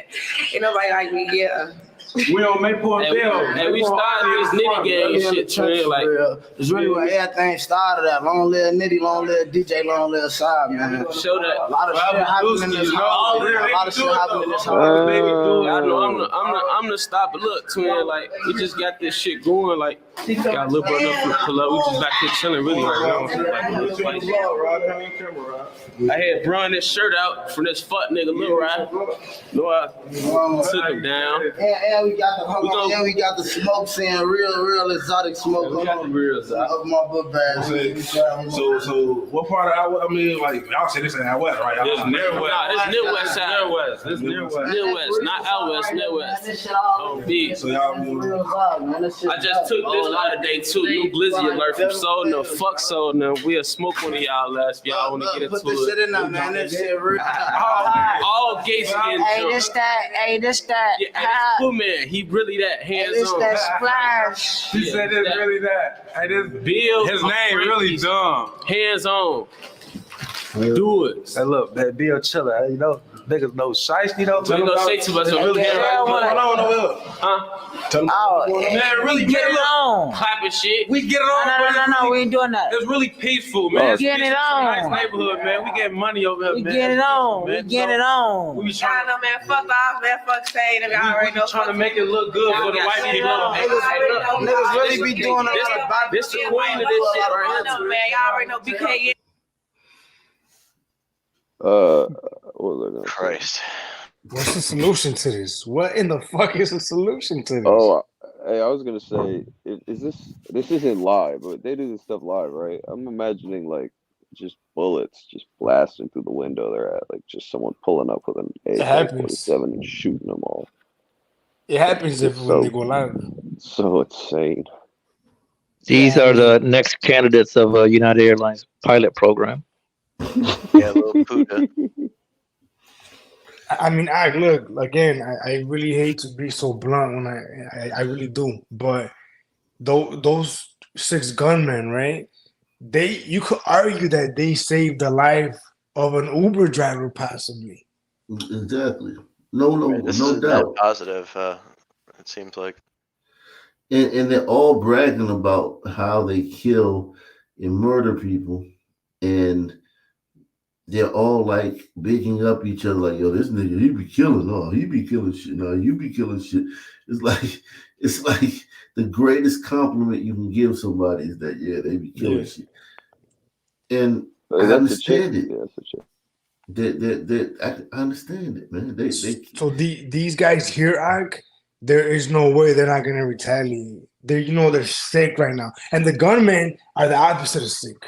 They're jumping for joy. They just did that. Like, think about what you saw a video. They saw that video and they dying laughing. Those 2 shorties, I can't believe that shit's on the internet.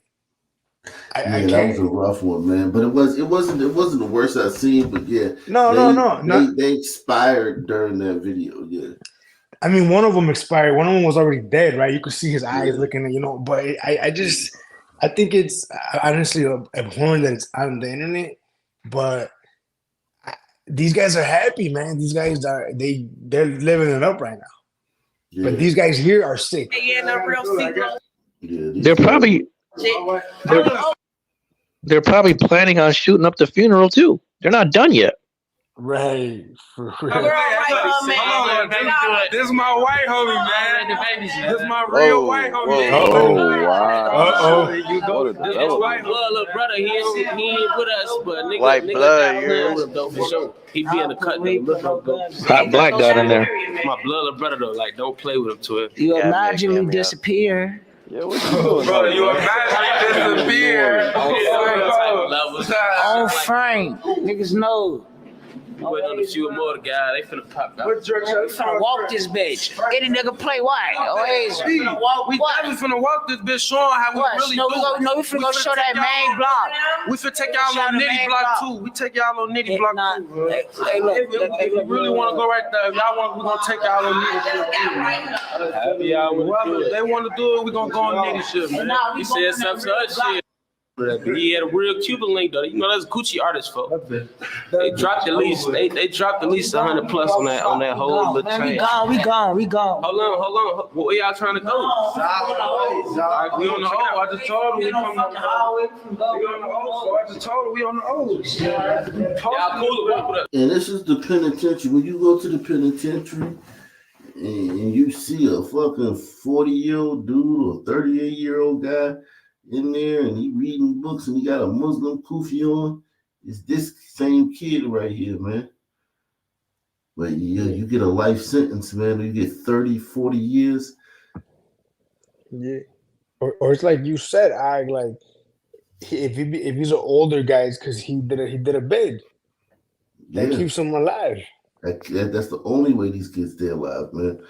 Salute to Deluxe 247, aka Cal Ripken, aka the real MVP. Coming through once again, man. Let's see if anybody other than Hot Fire has donated, man. Hot Fire done took the chat by storm, man. Everybody else like Hot Fire got it. Fuck it. Salute to Cool Cat, man. He said, translate all this Sudanese. They say they talking about how much killing they doing. They about to take you on a tour of the hood. Right here. We just going right here. Next block. Check it out, little bro.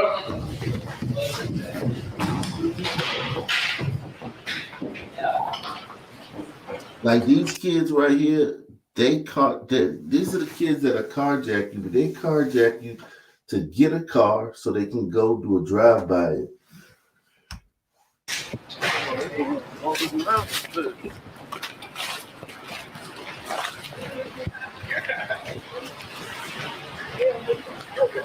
Hey, you hear me? Look, oh, we done had so many hoes in this alley right here. I be shaking a lot of ass, sucking a lot of dick.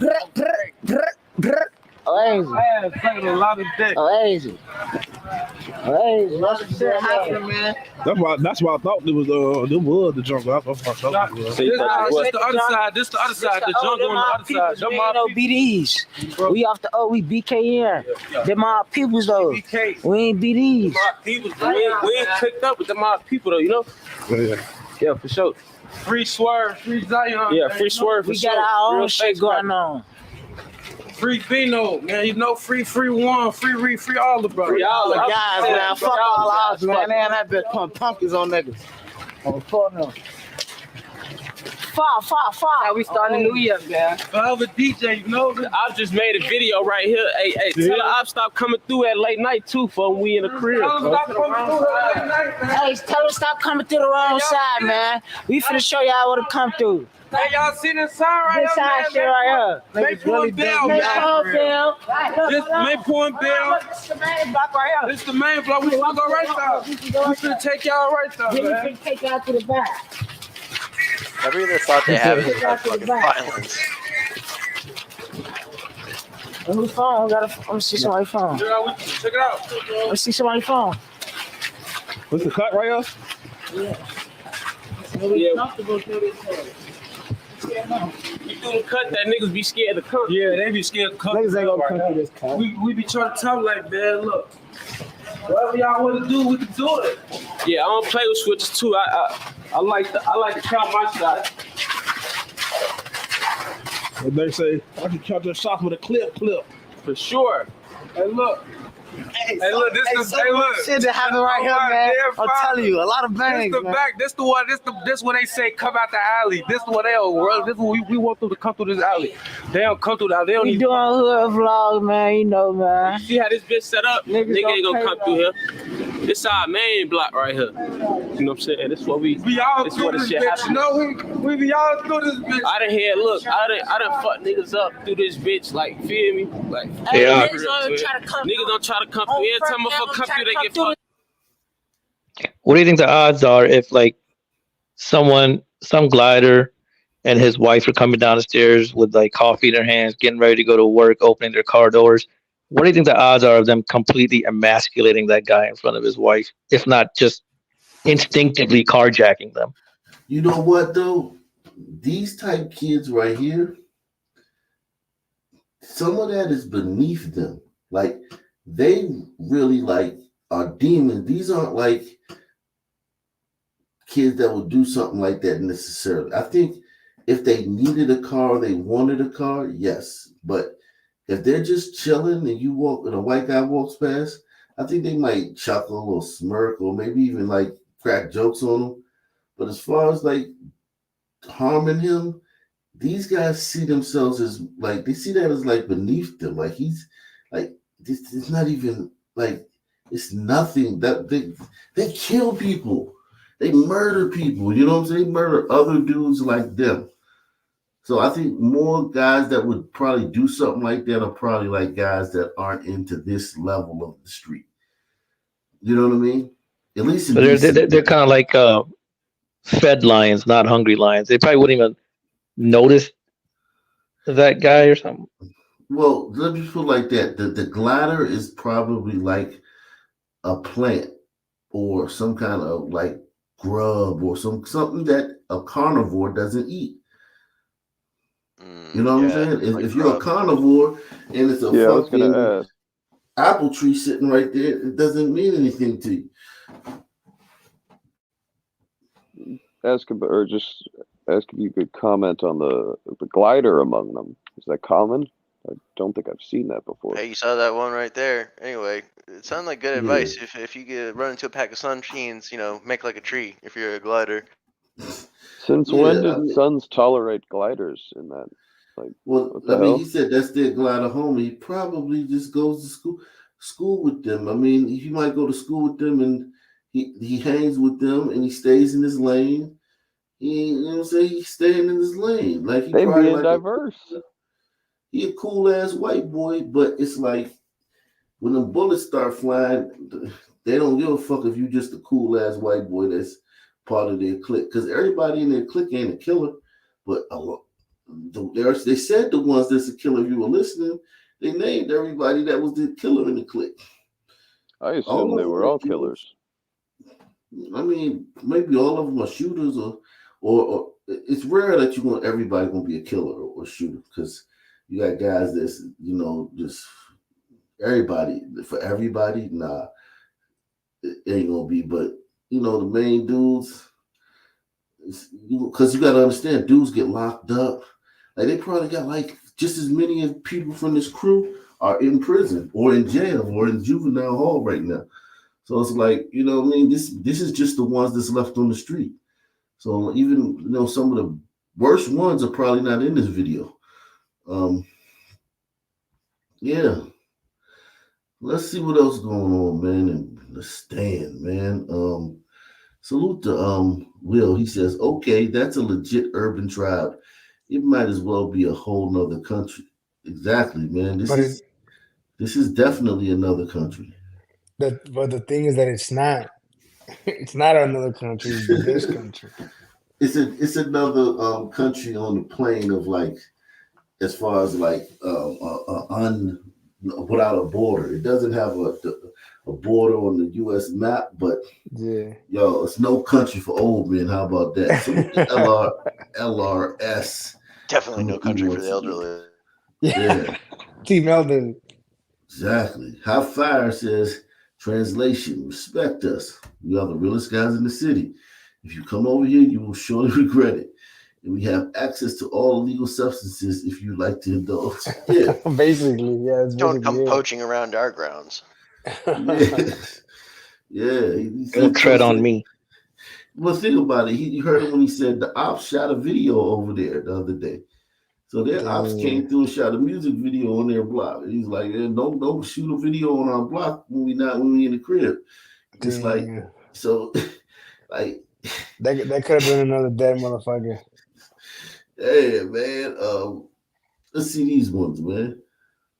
This channel does not promote or promotion any illegal activities. All content provided by this channel is meant only for educational. I want to know if I trust this.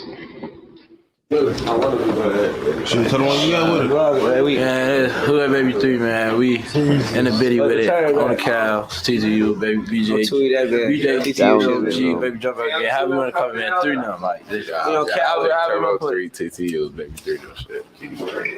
We don't care with it. That's what we be kicking it that man. We be, chilling, smoking and shit. Don't do drugs.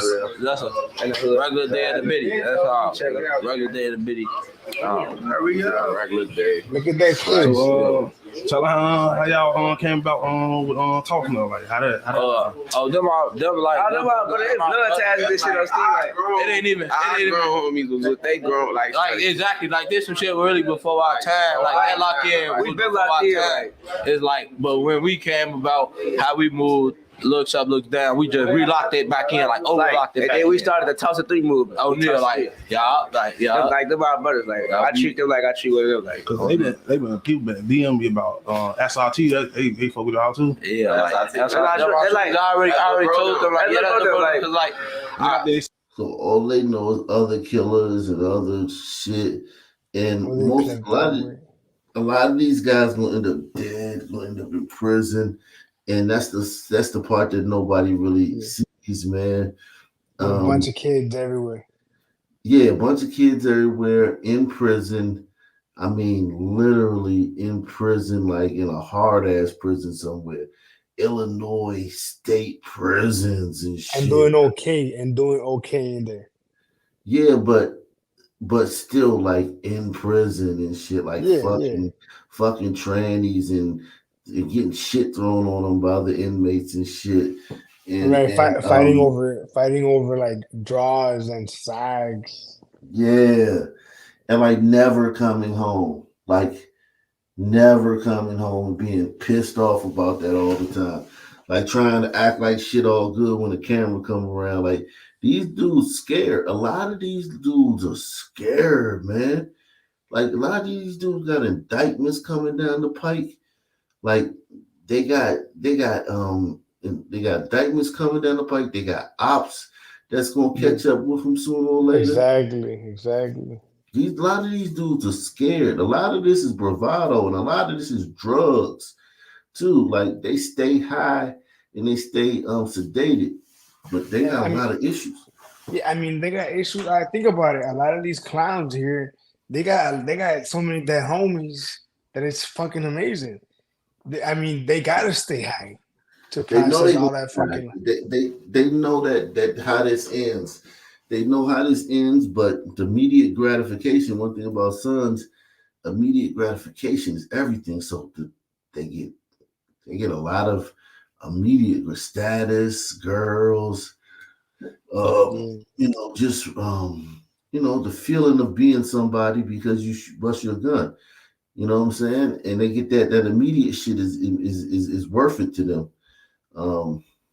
Really, because it's like probably some real ties going on. Or it was actually a big money move along that or something. But like, took a rapper chain, you can't get it back. Let me tell you that. No, stop.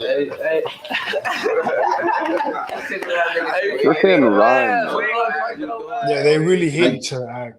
They really hate each other too. By the way, I'm sure you know. Yeah. And each crew got like the same type dudes. They got the light skinned one, the real dark skinned one, the browns, and they all gonna end up killing each other when they see each other. Yeah, because they fucking hate each other. Like, and the way they talk, the way they talk, is that like a new thing? Like the way they mumble because of the mumble rap? Because I mean, when you show like those 70s people, like the hood in the 70s, they actually speak much better than this. Over here, they're like slurring their speech on purpose. Is that on purpose? I think it's the drugs. I think mumbling is cool. I think it's kind of cool though. Like I think it's the drugs too, because they do a lot of pills, man. They do a lot of pills. Yeah, and a lot of lean. Yeah, that's a big part. I'm ducking nothing. But the ops know Yeah, look, there's a lean cup right there. Man. Let them know who we got out here, man. We got 800_TJ, man. We got Diddy out here. Hey, what the bill? Look, got my IG, jump on gang. Now, you know that. Hey, look. You got 60 shots from the pill out. Y'all go follow me on IG, man. Y'all go follow me on IG, baby. _TJ 800. Nick, no, we don't do no capping, man. We really be out here. Niggas be high. Niggas say we have to come on the Nick. Like we here. Niggas say we still have to come on the Nick, man. Don't fret, we out here. You know, phone them always out here on the Nick. Lonely as sea. I know that long ass money, long ass Franco, long ass smooth, long ass ski. What Mike? No, yeah.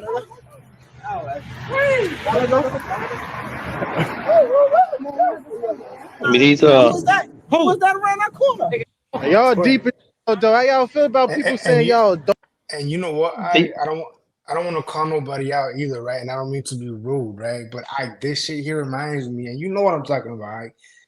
I was chatting with Maggie. She's in the chat now, and she was telling me that this whole DNA concept that some people are more prone to violence to her is ridiculous. because there's some people that she knows are not necessarily violent. Stop it. Stop it. We're not talking about the calm, some person that you know. Some people are not violent. Goes without saying. However, with that said, you can't deny this. All right? This is not just in Chicago, Chief. This is everywhere. So you can't tell me, oh well, my neighbor is a some person or my best friend's a some person and they're not violent. I don't want to hear that shit. Yeah, like this kid, this is what young people want to be, man. It's a lot of these kids that are perpetrating and ain't really like got the heart for this. But once you get in it, and once you start hanging, motherfuckers start shooting at you, and the motherfuckers you with start shooting at other people, and it's like you can grow cold. A lot of these kids do grow cold, man. You can see it when they lose. When you can see the turn in them. Like a lot of these kids, I've seen it. I've seen a lot of kids turn, like where you like, oh shit, this motherfucker is a savage now, man. These kids are lifeless. They're lifeless. Like Prodigy said, he said, why you want to end your little life like this? Because now you bump heads with kids that's lifeless. Like the only thing, Prodigy, the only thing that these kids will respond to that can get their attention is prison or another savage just like them with a gun. Anybody else in the world they don't respect. Because when you're a cowboy like this and you're out here shooting up, like you go downtown and murder somebody at 4:00 in the afternoon downtown in your city, and then you just get away with it, or you carjack somebody. You got like 5 carjacking charges, and all of them been dismissed by the prosecutor. Like it's really hard to have respect for other people in your city that aren't as dangerous as you. It's very hard, and the only people that's dangerous as them are cops and other ones of them.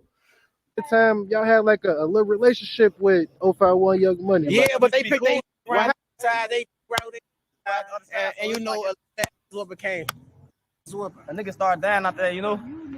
Niggas really mad. We were 75th and 29th though. Niggas really mad. We getting a lot of the fans was pointing out that y'all was like it was a certain amount of people that was turned in, and y'all like left them.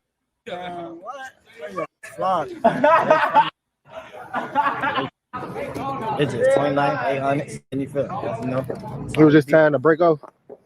Yeah, we went just, you know, they really with the other side. You know, they cut them off. They want to keep kicking with all these G niggas, so we cut they off. They went on no snake. Yeah, we only snakes around here. See. Shout out to 085. Shout out to Death Row, man. Shout out Loso, man. Shout out J-Mo. Free Shout Loso. out all, man. Free my man Loso. Free my shorties, man. Long live the chain gang. Long live 23. Long live Valley. All that. Well, we out here, right here. We getting Now when people see you, like they know you known for like dropping your location on live, on the story, the DM, whatever. Because niggas be steady trolling, acting like. You trying to prove a point or something? Like every time you get on live, you showing your location. Man, cuz it's like if y'all finna keep calling all day, why not just go live and just give y'all the chance? I'm dropping the low for y'all. We really be trying to get we trying to give y'all the chance to get back, gang. We up on everybody. Niggas down, so we be trying to get long live smooth. We up on everybody. That mean they killed. They got more bodies against their ops, all their ops. But the thing about I would not have known that. How casually they say that shit, though. The casual. Hey, but I do agree. I do agree on one thing though. They do need to free Loso because he got railroaded from an all-white jury. Is a complete miscarriage of justice on Loso. Don't worry, the judge will sympathize with Loso. Yeah, if you get assistant judge, Loso will be all right, man.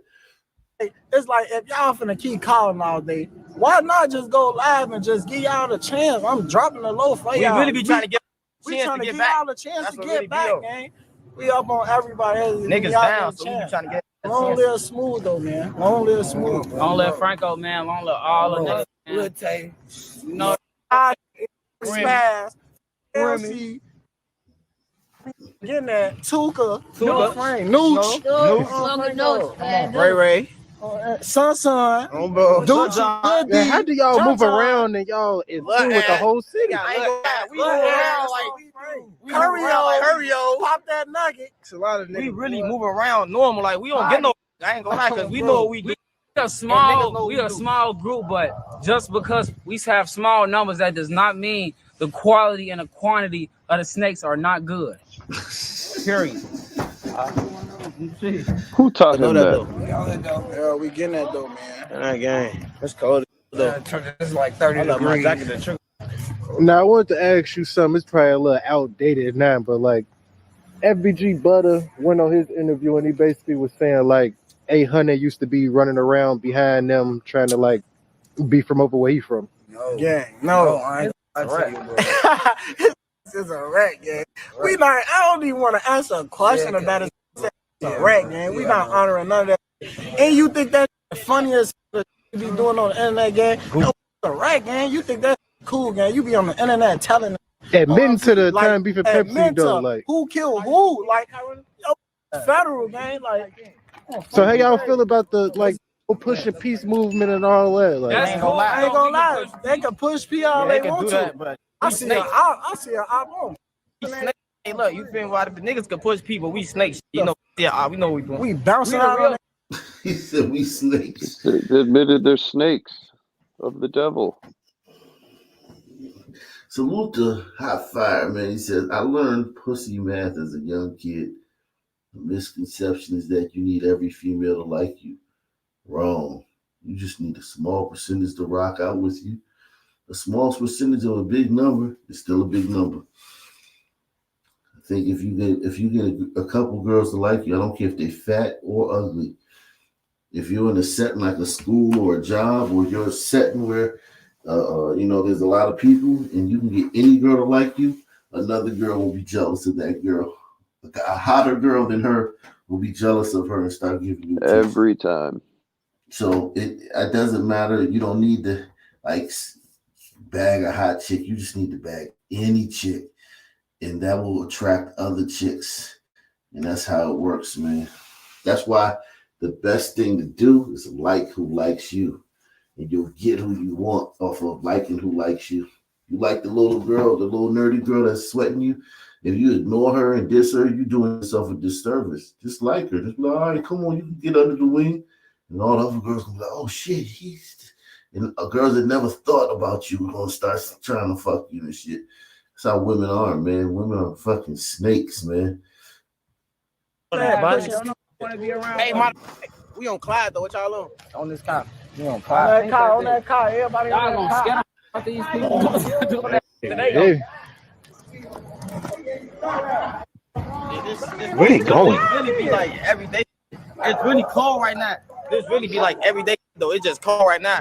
But look, we still out here. We still out here. You don't even see coats on us. None of that, man. We out here. So get that, man. Y'all was just talking about like people like passing away that y'all was close to. Like, how y'all feel about multiple hoods like just claiming bodies just because it's cool? That's goofy, gang. I ain't gonna, you trying to go to jail. You trying to go to jail? That's goofy.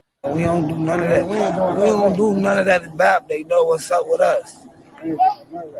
You blew up when you dropped the song. You probably they know what's up with us. you blew up. You dropped the song. You probably dissed everybody in the city or something on that. Like, what was your motivation behind that? Because it was like, yeah, we getting that big gang out, huh? We getting that big gang out. He say sipping on terror. I'm saying, what happened, bro? Man, you dissed everybody in the city, man, like these niggas, gang. I ain't gonna lie to you, gang. I'm gonna put it like this: if we ain't into it with you, we don't want no problems with you. Ducking nothing, but the ops know what's up. And we know we dangerous. Niggas don't like us. We saying we getting that back door, all that. You know what that is. Phone them out here tweaking right now. Yeah. When y'all say the snakes and all that, like, yeah, man, we out here. It ain't too much people that claim that in the city. Like, y'all all cordial or something. Like, handful of us though. That's a decent amount. Hey, You got. You on point, man. You got. Grade. They coming. On Pyro Grade, they coming. I'm already knowing. What's up? Nah, but look though. NASA. My fault. There's that NASA. You know, you walk to our gas station. This ain't nothing new. Man, long let's see money. Long let's go. That's the gas station. Imagine if you were just happened to be at this gas station at this time when they rolled up.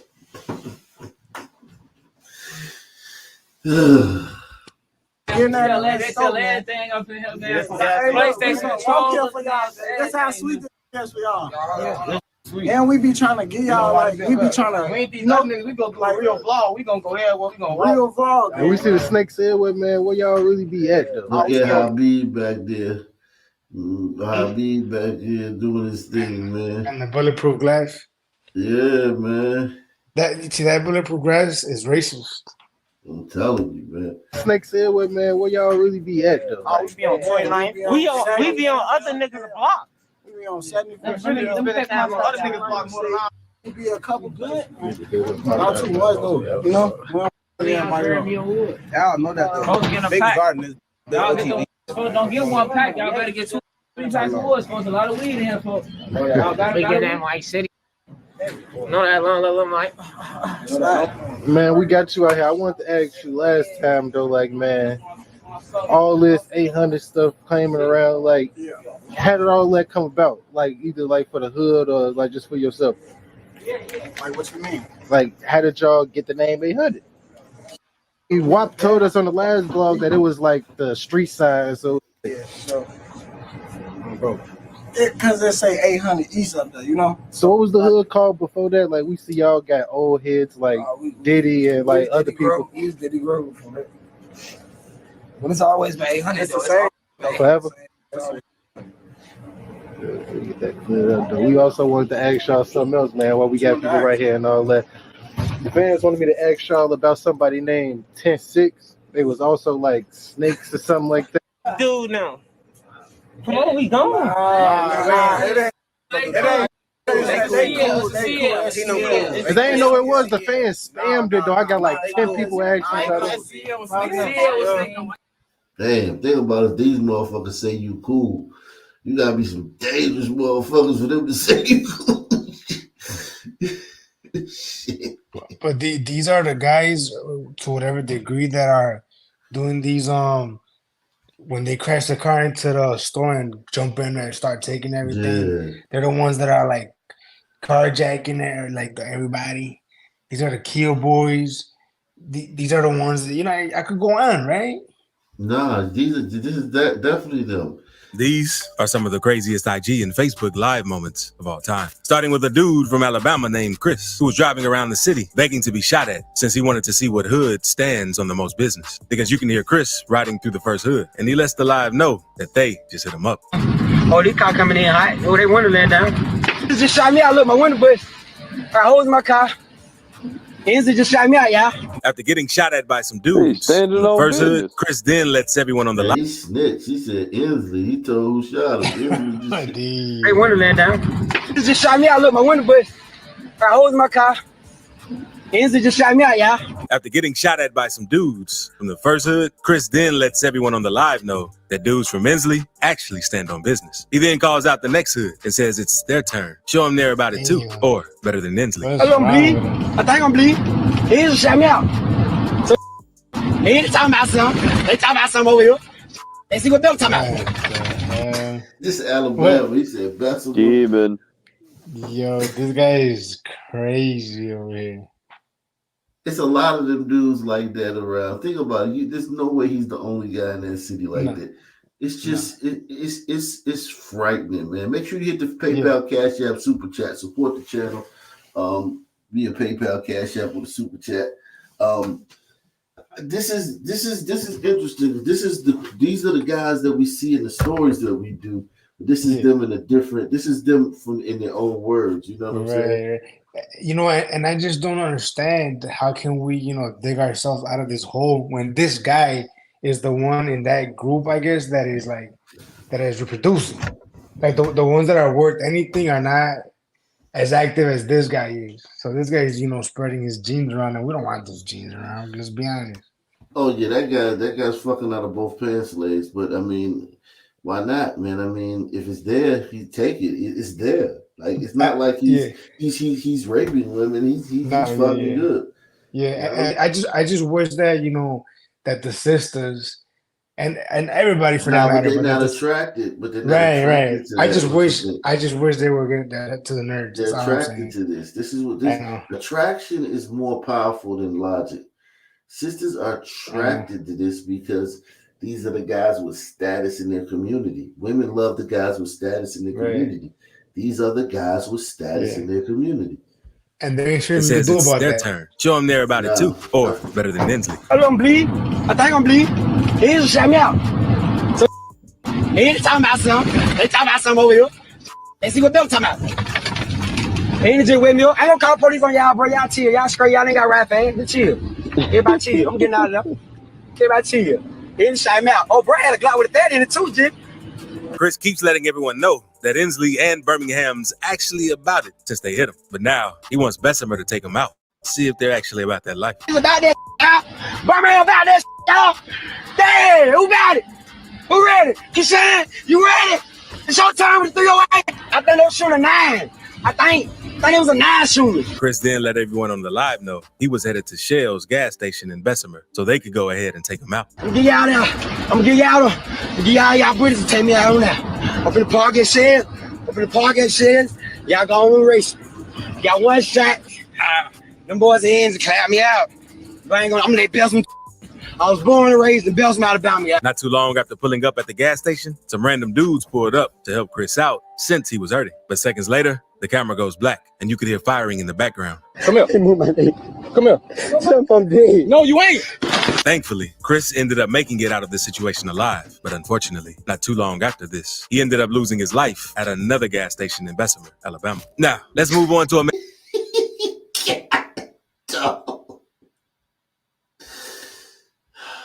It's like suicide by cops. This is suicide by the hood.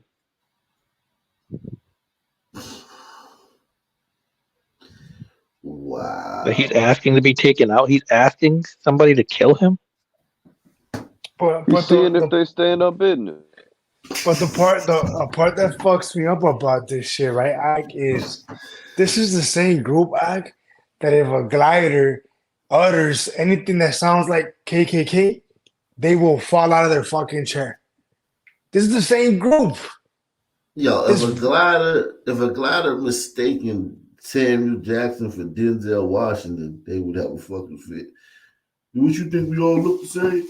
Like that shit is they hold that these type guys hold gliders to a way higher standard than fucking Stephen A. Smith or fucking Joy Reid.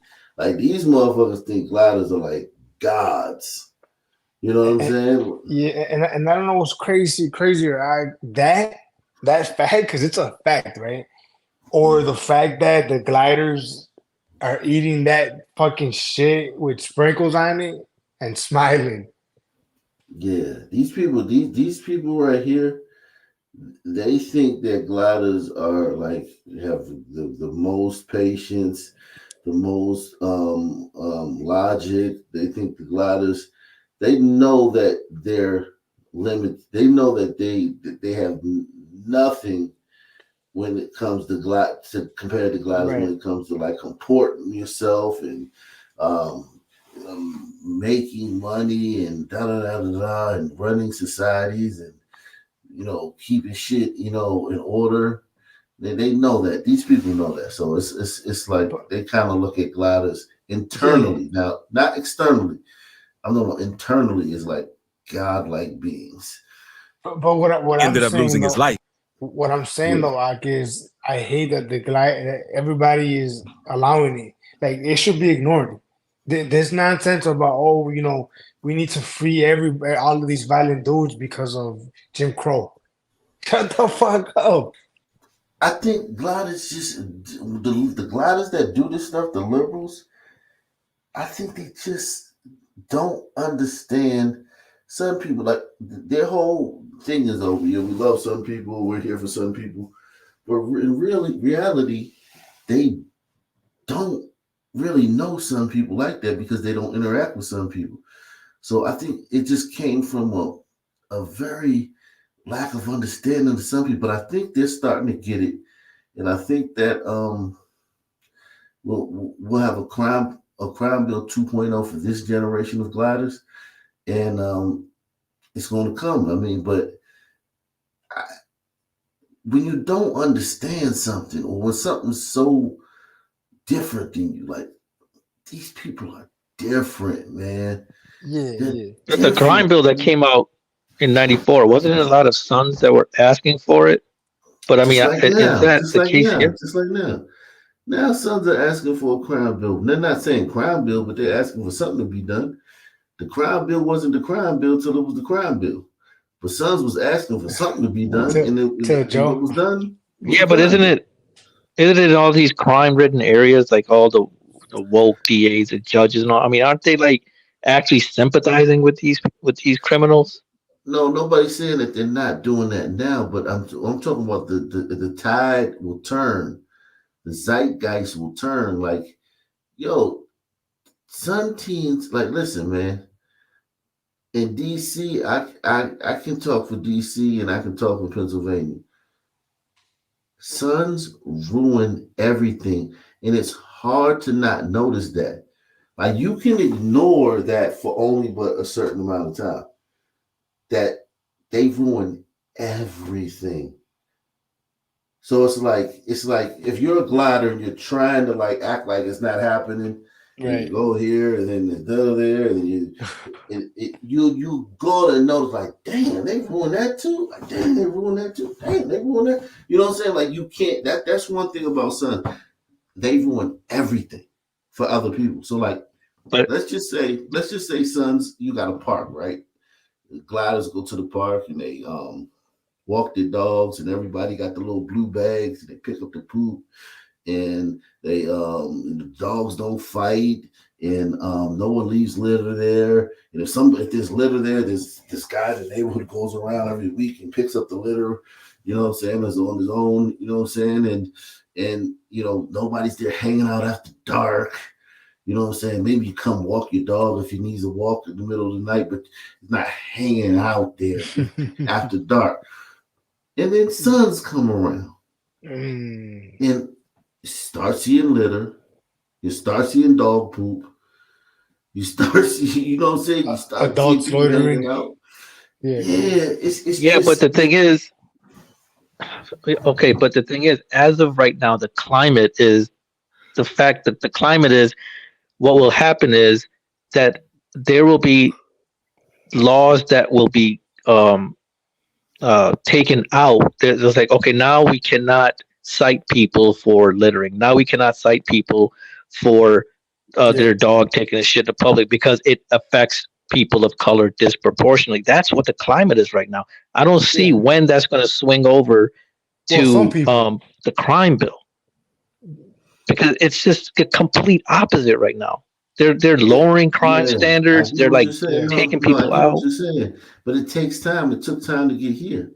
It took Yeah. time to get here. So it's going to take time to get there. But It, what I'm it, saying is, it, sons, the fact that they ruin everything, it's something that's gonna be like they could sons could run this racket forever if they didn't ruin everything. If they was like, all right, yo, just tighten up right here. Like, yeah, don't like yo, this little right. downtown area they got where they be shopping and shit. Right. We come down here and shop and we act an asshole, but they ain't really saying nothing. Let's just like we get to act an asshole. Let's just not like force all the businesses to close. Cause now it's like because think about it.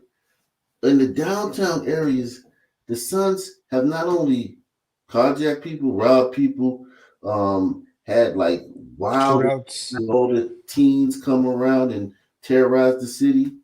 Got into But shootouts. but now they've caused all the businesses to close. It's like it's that's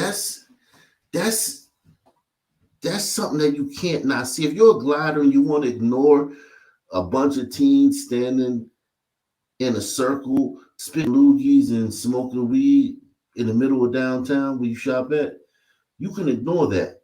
But it's hard to ignore that the fucking store's all gone. Yeah.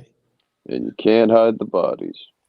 You know, and another good point to you, Stop Resisting, is the crime bill in the 90s. You know, you got to remember the late 60s, 70s, 80s, violent crime was out of control. It kept spiraling. And so finally in the 90s, the crime bill occurred. It took It was 2-3 decades. It was Yeah, it worse was, than but it is now. it was. But what I'm saying is, it took time to get to that point where it was like, okay, I guess now we got to do something about these. What they call them, super predators. Do you know what I'm saying? Predator. You know what I'm saying? Stop We called Resisting. them super predators. No, I see what you're saying, but back then in the '90s, it also wasn't as divisive as it is now. Like right now, sons, no matter what, pretty much hate gliders. I mean, Well, the most they've ever hated. They've always hated the gliders, I suspect, right? But you gotta understand, dude. And I mean, I've read several, studies on it. Whatever the case. But in the late '60s, dude, the late '60s, there was a lot of civil rights and a lot of race, you know, friction going on as well in its own right. There really was, dude. Again, like I tell Ike, back in the late '60s, dude, and on, they were ambushing the Black Panthers. Nobody Yeah, talks the about cop. this anymore. They were They killed a lot ambushing of cops and killing them. No, but they don't talk about that shit. It's like forgotten in A history. lot of the Panthers that everybody talks about freeing and shit, they were running around ambushing cops and killing them in cold blood. They were literally making false calls, Another getting them to ripple gangway effect of and the opening monumental fire. Yeah, Mumia Abu Jamal, he killed a cop. But he wasn't a Panther, but he's somebody that they've been trying to get free since I was. Yeah, like a pan, but the Panthers and Another everybody liked them. Yeah. Yeah, I'm just saying. I just think we're a very, very long a ways from another Yeah. type of crime bill Oh, we because are. of the race relations that we have in the United Yeah, States right now. It's but so I bad. told Og that we've talked about. I don't know if you were here when we had like the long debates on the backlash. When is it coming? I think we're not nowhere near it. I think we're gonna be like 2-3 decades away from it. I think we're in the early stages of the violence, and it's gonna get worse. I think, or whatever the fuck. I don't know. Another ripple effect of the monumental deal to potentially move the Wizards and Capitals out of D.C. So back in September, Clyde's Restaurant Group said it might be forced to close its location at Gallery Place. Yeah, the letter to the D.C. City Council from Clyde's president said crime and the lack of response was to blame. Clyde's Gallery Place. Yeah, so it's like, okay, you gliders, like you said, stop resisting. Yeah, they the lack of response. They don't want to respond to this crime. They want to enable it, but now the stores are leaving. Clyde's is where like all the lawyers and all the hot shots in fucking that part of DC go. That's like their go-to restaurant down there. And players and ball players and stuff. It's like a spot for like upscale spot. You go in there, you're gonna feel out of place if you ain't dressed properly and if you ain't like looking right, you're gonna feel out of place. But it's closing now, it's leaving now because of crime. And you can't, and if you're somebody who wanted to ignore the crime downtown, you could ignore it. You could ignore those groups of sun teens standing everywhere, and the whole fucking area smelling like weed and loogies every fucking step you take, and fucking, you know what I'm saying, all types of fucking shootings every other day and shit. But you can't ignore that your favorite restaurant fucking left. To close its location at Gallery Place. Yeah, the letter to the D.C. City Council from Clyde's president said crime and the lack of response was to blame. Clyde's Gallery Place location sits directly next to Capital One Arena. Our Leslie Moreno joins us live tonight at Gallery Place. And Leslie, you just got another update from the restaurant about how the district has responded. This is crazy, man. If it wasn't for Hot Fire, we would have like 3 donations tonight on a Friday. That's crazy. I'm here in a closet bringing y'all the show. Any second, my baby could come. That's crazy. Responded to that letter. What are they saying? Yeah, within the last couple of hours, we received an update from the chain's president. He says he's seen several major improvements since that letter in September. He also says the city is taking several steps to make this area safer. Clyde's has been a staple in D.C. since 2005.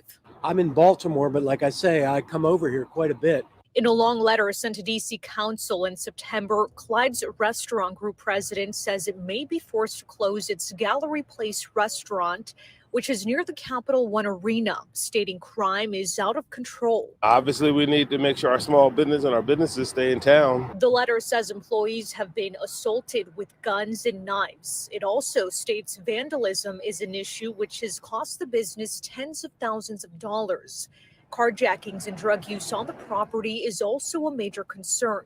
The letter goes on to say there is no police presence, and if police come, it takes them about 15 to 20 minutes. Part of the letter reads in part, quote, I genuinely wake up every morning hoping not to find out we had an employee killed. Fortunately for us, we do have the ability to break our lease with reasonable and affordable consequences, and that is what we will be forced to do should things not change materially. Certainly, we are concerned about all of our businesses in the downtown, but we don't think anybody is making immediate moves. And just recently, the chain commented on the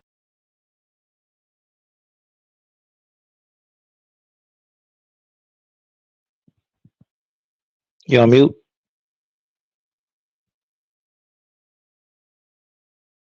She's so tone deaf. You know what I'm saying? Like, why would you say that? Like, why would you be like, oh, we're addressing this situation? She's like, oh, I ain't no white lady.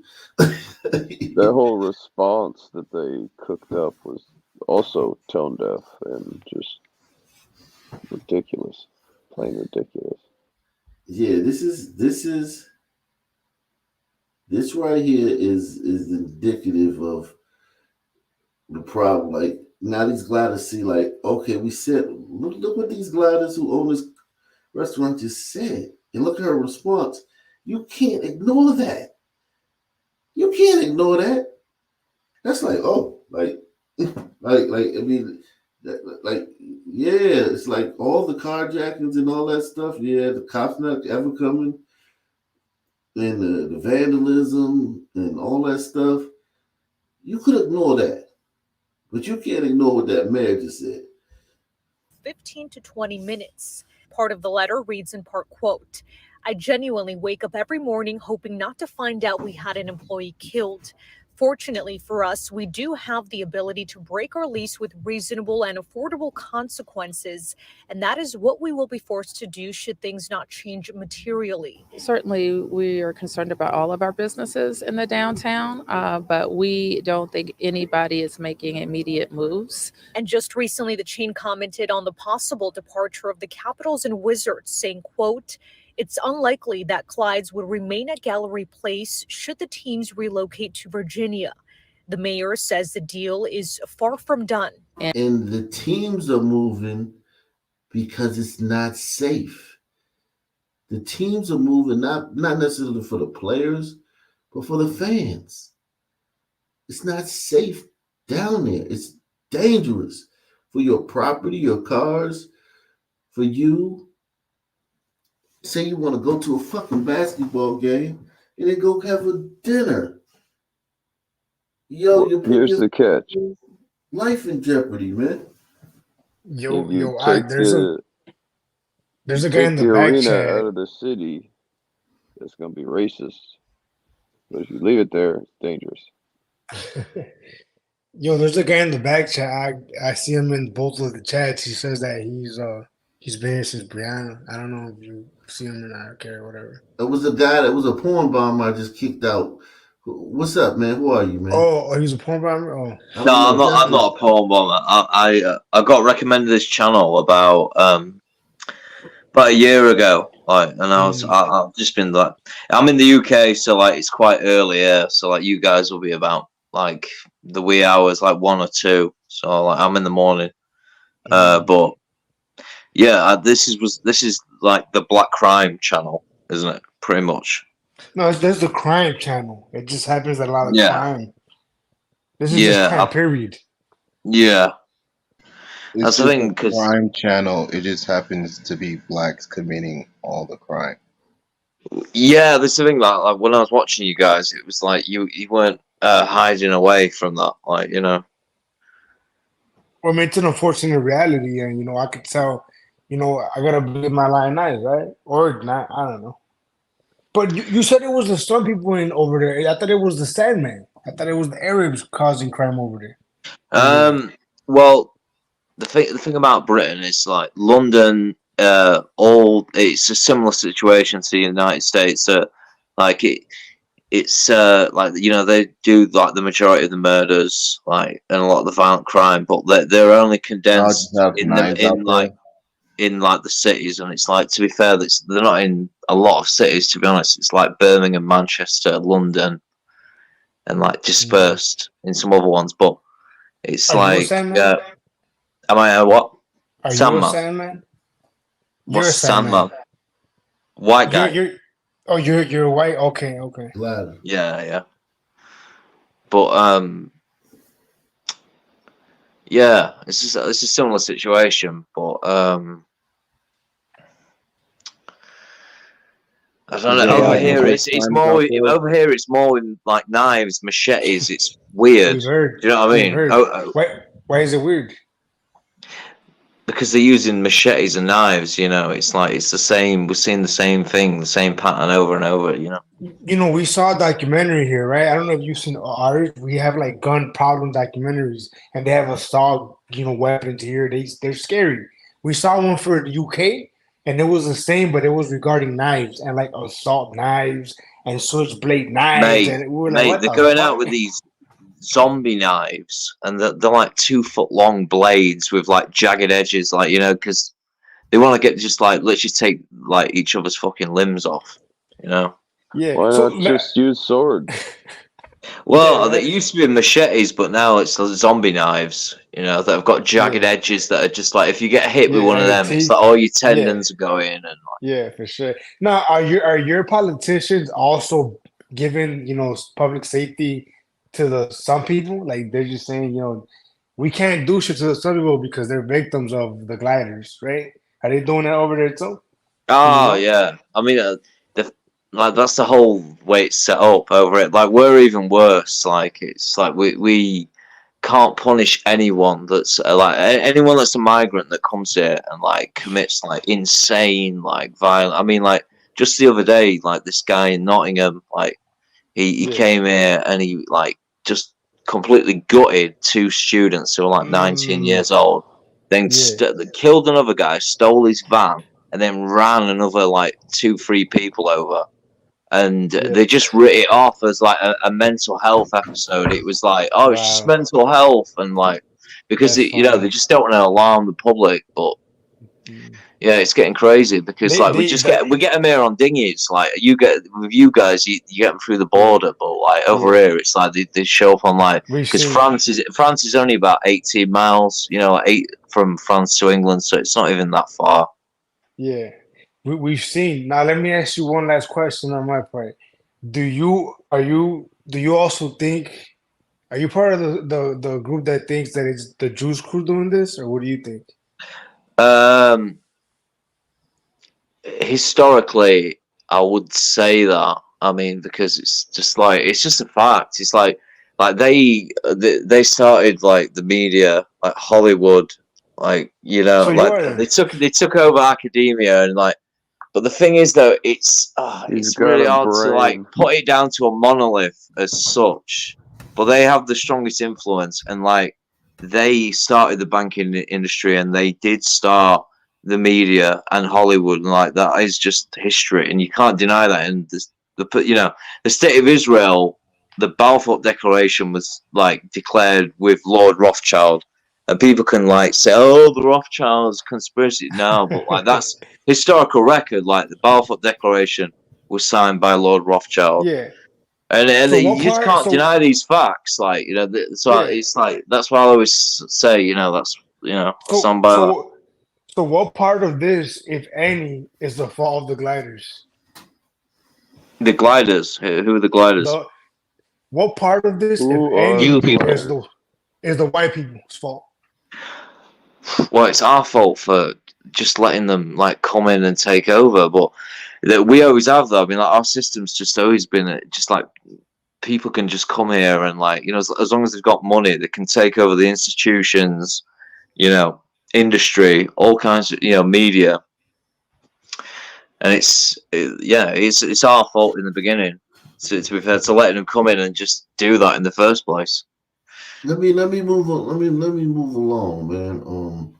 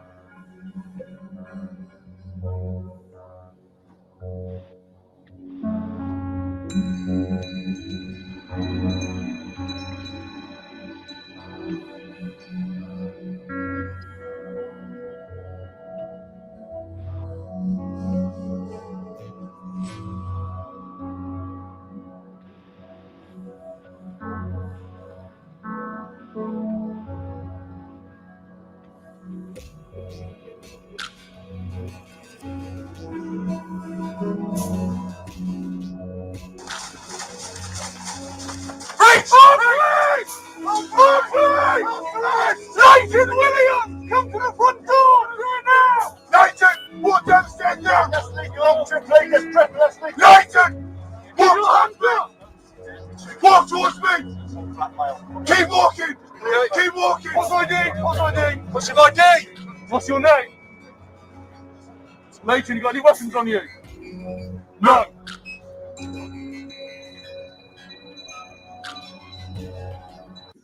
It's usual suspects, man. Salute Damn, to I high thought that was a five, man. glider. Yeah, In the me video, too. it looked like his hand looked like it was kind of. Me He too. looked Me white. too. It goes to show you that, it goes to show you that maybe against the dark, the real dark clothes, the hands look lighter. I don't know, but this is. I thought it was some sandmen. I didn't think it was whites. I thought it was sandmen. But salute to hot fire, man. He says the sons like me are weeded out early. IQ over room temperature, relatively well spoken, empathetic. It doesn't go out of the way to hurt people. Imagine what I had to do to be respected as a kid. Yeah, Pakistan don't respect that, man. No mercy. Yeah, none whatsoever. Pakistan hates. They actually hate you for that. You show them up. Salute to Hot Mike. fire is. I was gonna say hot fire is an honorary Patel in my view, in my book. Now Patel's a savage, man.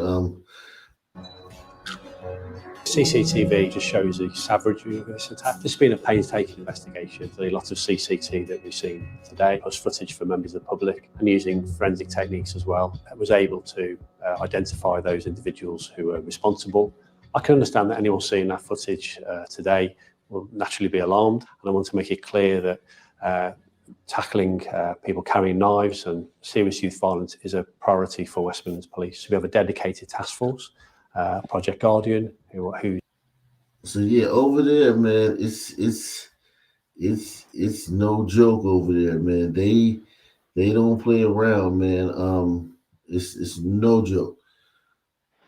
And so the 15-year-old schoolgirl who was fatally stabbed in Croydon on Wednesday has been named as Eliane Andon. Her family say she was the light of their lives. Her death has shocked the community, and those paying tribute include actor Idris Elba, who sent his condolences to her family, saying, "It's a shame that our country still mourns the death of children at the hands of knives. We need to enforce tougher deterrents and punishments to carrying these weapons." It's all put on the knives. So we're joined now by Asha you know. Sensor, the CEO of charity Code 7, who helps disadvantaged young people. And Alison Coe, who also joins us from Surrey. Now, Alison, your son Joshua was fatally stabbed in 2013. Stark as that sentence sounds, and shocking it will be to be heard by people watching this morning. I'm sure you lived the reality of that every single day. When you heard the news of this poor 15-year-old girl, initially we didn't know her name, did we? But what went through your mind?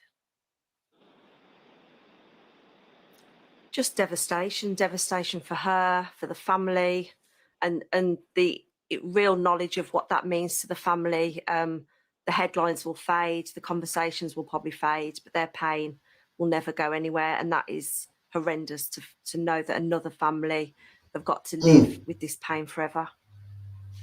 It devastates so many lives, doesn't it? Yeah, she turned the boy down. I think she turned the boy down, and surely a priority. You know, as a parent, just imagine you lost your child because somebody chose to push a knife into them. It doesn't actually get more horrific than that. No. she had a son, Glider. Son, let's see what this black It's guy dolphin. says. I want to hear what this black guy got to say, man. She's a bloody bloke dolphin. Charity Code 7, vigorously nodding along with that. No one could ever tell Alison, after what she's been through, that there was any other argument other than to putting so much money into the sort of services of which she mentioned yours is one. But of course, and we're speaking to a government minister later on this morning, they will say... Ask the question. Stop kowtowing to this fucking son, man. She's like kissing his ass before she fucking asks the question and shit.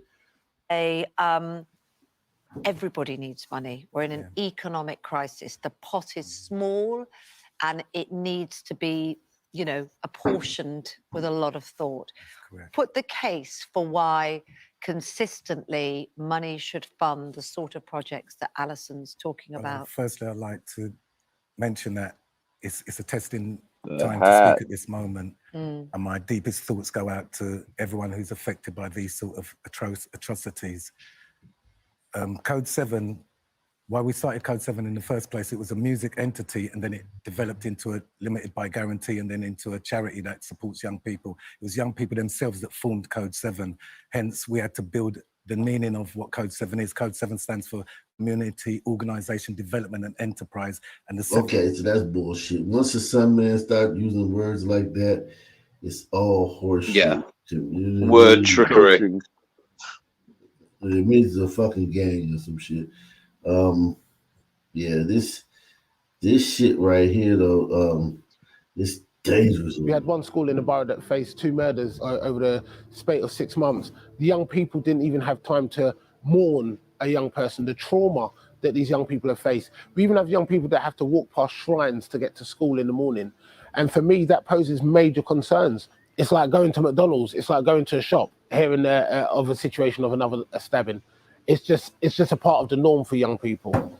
There's a lot of gang culture. There's a lot of young people, that's what their aspiration is, to be involved in a gang or to be claimed as part of a gang.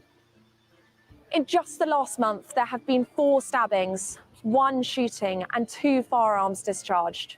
And locals say Church Street is becoming a new hub for violence.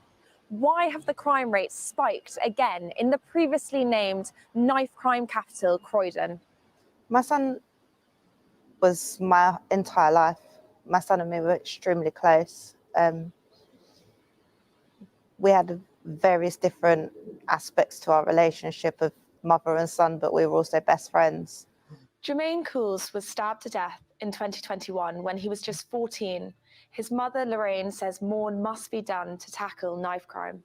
I spoke to Anthony King, who runs community groups that tackle crime, about the reasons behind the increase in violence. Sadly, children, and as young, they're getting younger and younger in terms of carrying knives, etc.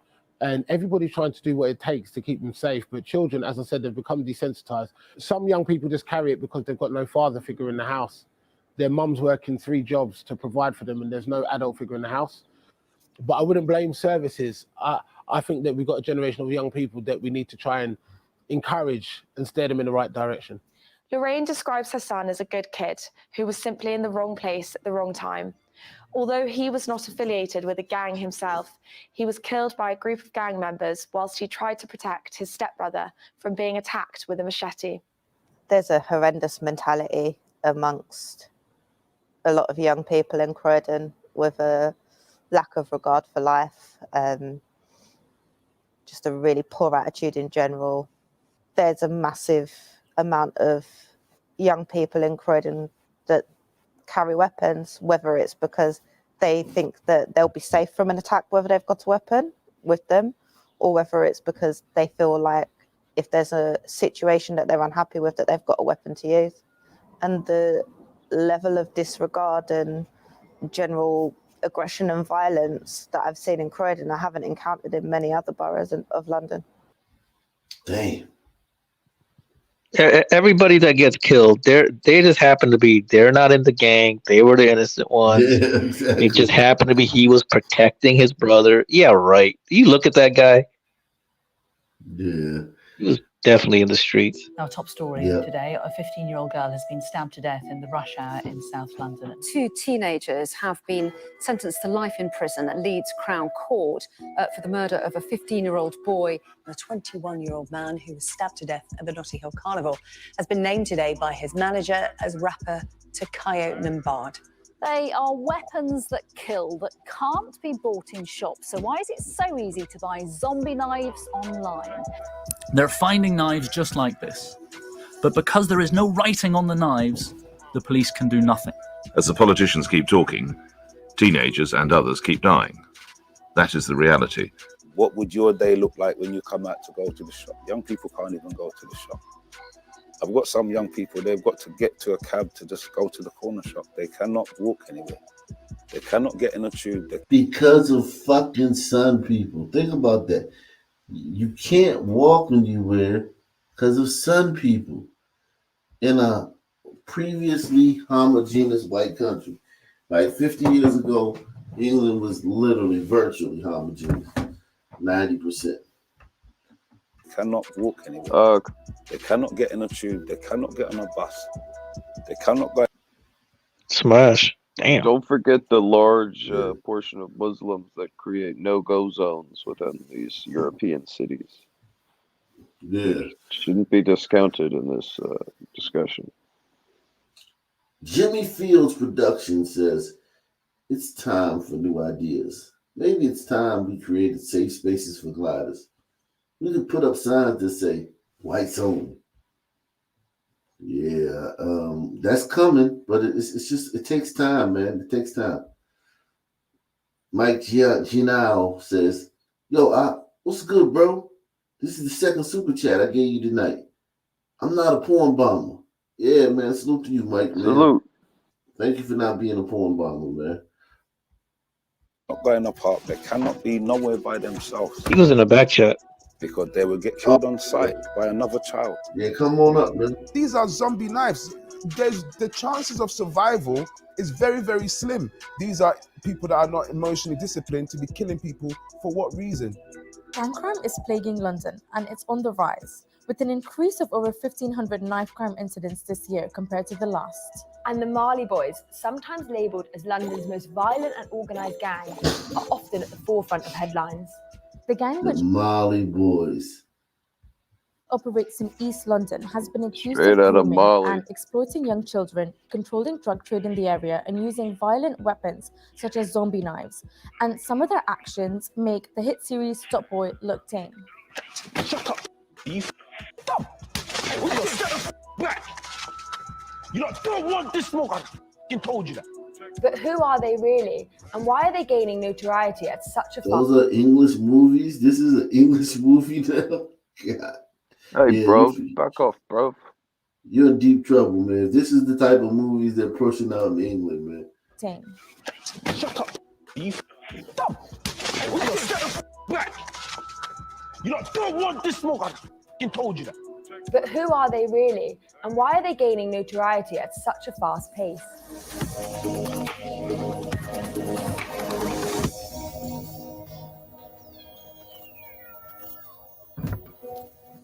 16 of the 80 homicides in the capital so far this year have been teenagers. Last year, Is that really what you want to go with? That they've been teenagers? How about they've been fucking sun turds? They have fixed it.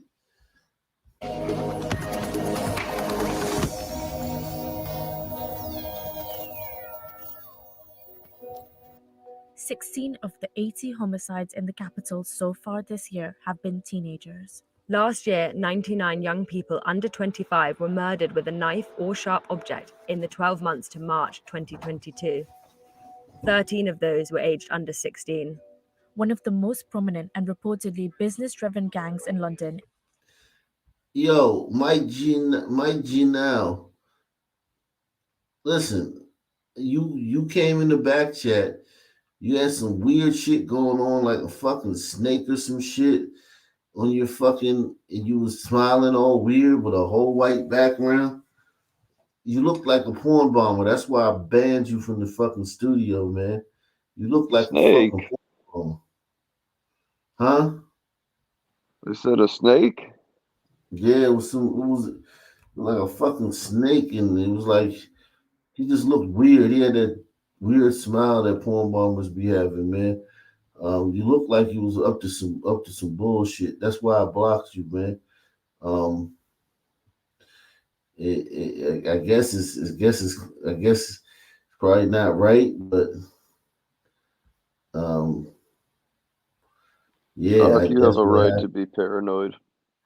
Yeah, man, hell yeah. Yeah, I had to get you up out of there, man. I'm sorry, man. But yeah, you just looked the part, man. You looked like a fucking porn ball. Like you literally looked like a porn baller, man. Let me see if I can find your name. Okay, Mike G now. All right. Come on up, Mike. I unblocked you, man. Come on up. Let's see. Product of Cook County says, with everything going on in the world, this shows the lesson that you can normalize and convince society to accept or agree with anything you want. All you need is influence and power. God bless us all. Facts, man. Facts. Sons got influence and they have a lot of power. We have the power of guilt, the power of white guilt. We have the power of white guilt. Because notice, none of this shit flies in non-white countries. Marley Boys, based in Walthamstow and Leighton. According to Trident, they're responsible for 7 murders in 3 years or less, that we know of. News outlets tend to paint them as a small group of young people who have fled war-torn Somalia and settled in the UK. But through investigating further, we have found that the group is ethnically diverse. There are over 200 people of a wide range of ages associated with the group.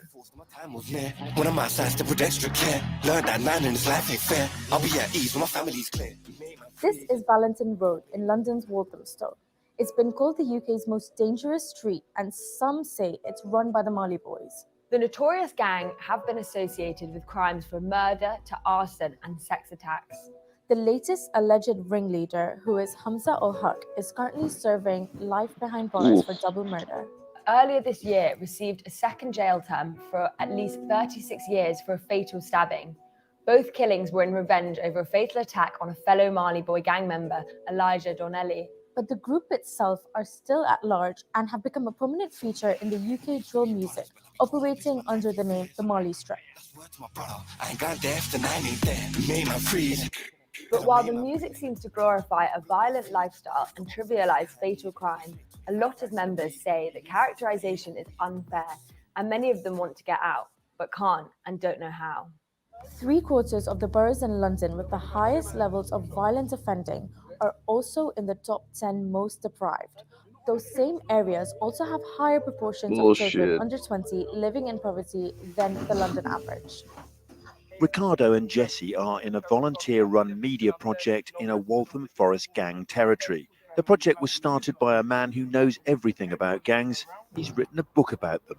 In fact, it's his own story. He was a notorious gangster. Devon is an entrepreneur and writer who runs the knife crime charity Kiss for Life. He grew up in Walthamstow and became a key player in the gang violence there. He even went to school with some of the Marley boys. He spoke to us about why so many people who are young are becoming involved in conflict. I was about 13 when I originally got involved in a downward spiral or the gang life, if you'd put it in that way. What sort of led me down that road are many different factors. A lack of self-discipline in terms of my own personal accountability for that. But in terms of a bigger picture, it was the influences around me that sort of led me down that road. I was born in the UK, moved to Ghana when I was 2. I came back when I was 7. And when I came, the environment was completely a different environment to me in terms of, trying to create a self-belief. We was in an environment where a lot of young people, you could just be bullied or you can be picked on just by being a certain, like not being in the in crowd or something like that. And then when you realize that you're fed and people sort of do as you say, you realize you can then capitalize with that and go into things that can make you money. And doing that, you realize you're now spiraling into a very aggressive, violent road. So I wanted cars, I wanted jewelry, I wanted all these things because I believed it's going to make me feel valued. And when I realized after going through that journey and having all these things, I still did not feel like I was a valuable person to society because I'd go into certain environments. Some of my friends, I would go to school, colleges, universities. And I think that the minute I realized my self-value, everything around me just like, it's just like being in a toxic relationship and you wake up one day and said, enough is enough. This is not for me. Imagine 13-year-old kid, you live in an area like Tottenham, yeah? And you go to a school that's quite close to Wood Green. And Wood Green has a lot of conflicts with Tottenham. So just the fact that you're going to school and you're from that area, automatically, you could just be seen as an enemy just by default. Being able to protect yourself and saying, I'm going to get a knife, as much as it sounds very crazy, cannot be the most baddest idea. Now, people carrying knives, it now puts you in a position where... There he is. Hold on, this guy right here, Mike Gino. What's up? Yo, what's up, Bach? What's up, Bach? First of all, salute. Not a porn bomber here, bro. So you ain't got to worry about that shit. Finally, I'm trying to get on this shit, bro. Like every night, yo, you start at 11:30, bro. You be mad late and shit, so I'll be going to sleep early. But I'm on tonight. Okay. Where you from? I'm from the Bronx, but right now I'm living in Stamford, in Connecticut and shit. Oh, okay. Okay. Have sons ruined Connecticut? What was that? Repeat that. Have son people ruined Connecticut? No, not son people. Umbredos, not some burritos. Umbredos are moving up here right now. And what's going on is like all the motherfuckers that's like not making it to New York, they just moving up here, and then they settling over here. But right now, like it's cool. And the next 5 years, though, is gonna turn into New York City. That I can tell you for sure. like right now, bro. Like if you go to Times Square, for instance. Like the shit is looking like Beat Street, bro. Like 1980s fucking New York City, bro. Like motherfuckers running around like junkies and shit, asking for money, screaming everywhere, starting fights, stabbing niggas and shit, stabbing people and shit. I heard. I've been to New York in the 80s and the 90s. Yeah, it was seedy downtown Square, very seedy. Yeah, that's how it is right now. But like back when you was here and shit, like let's say visiting, you would see the fucking whatchamacallit, like the whorehouses and shit, or like the cinemas and shit. Nah, right now, no. You'll see a Target and you'll see a McDonald's and shit, and like you'll see tourists, but then down the corner you'll see a junkie and shit asking for money and shit. Like it's sketchy, bro. It's weird.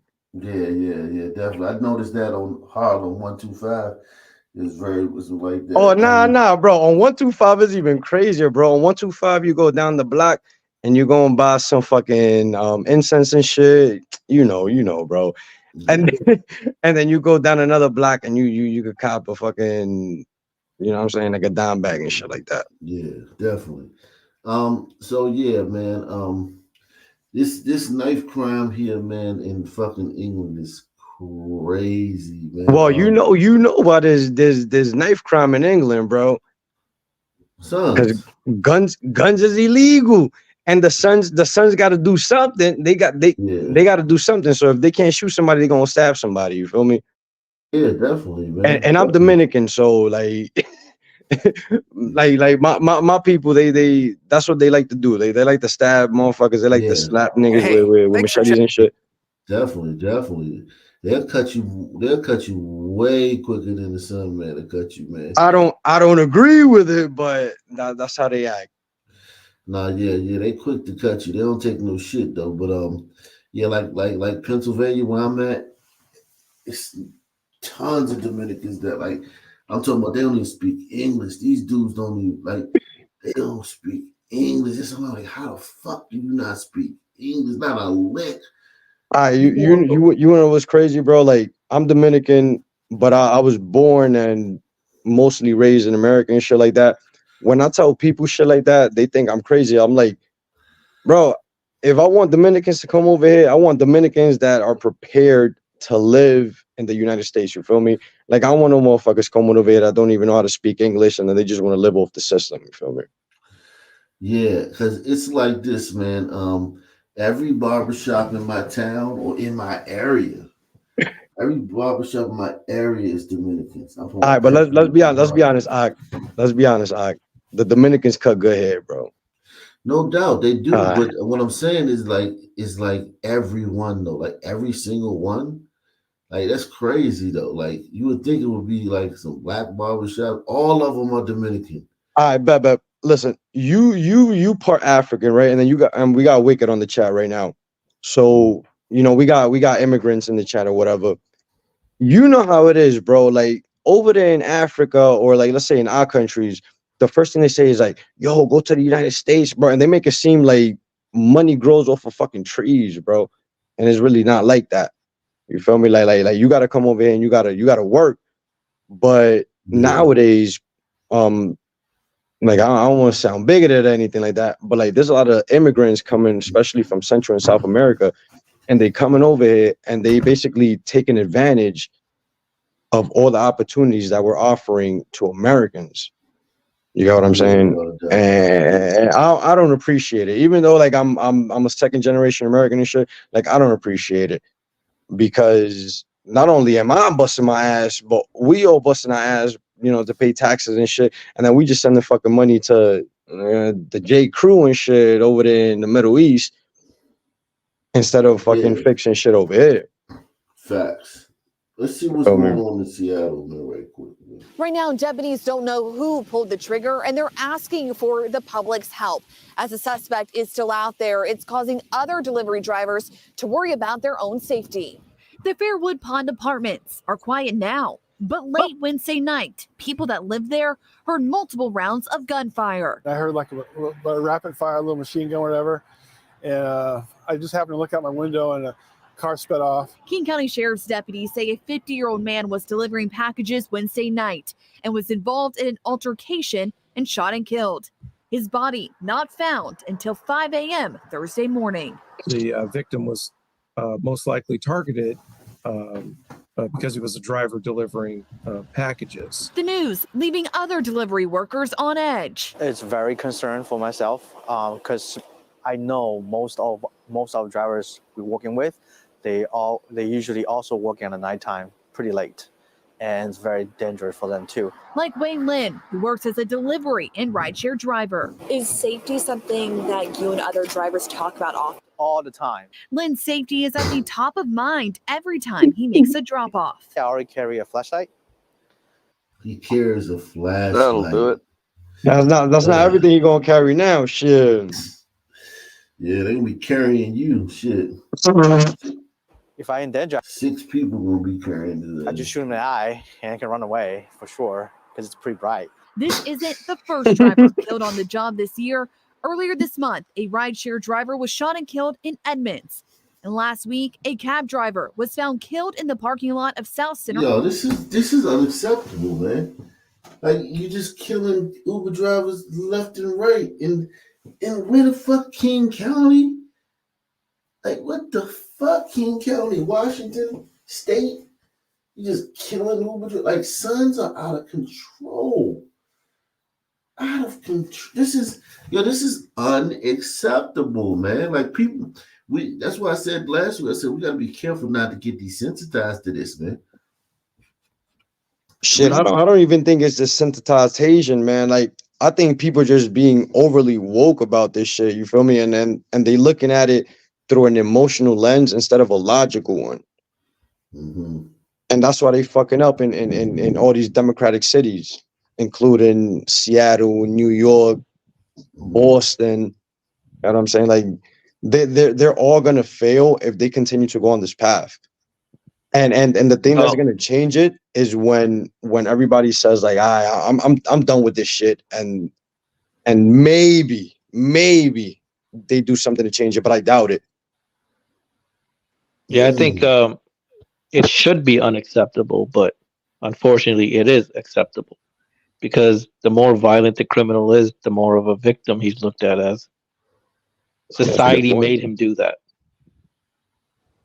Yeah, Like, how you guys feel about the was it the Hegelian dialectic? How you guys feel about that?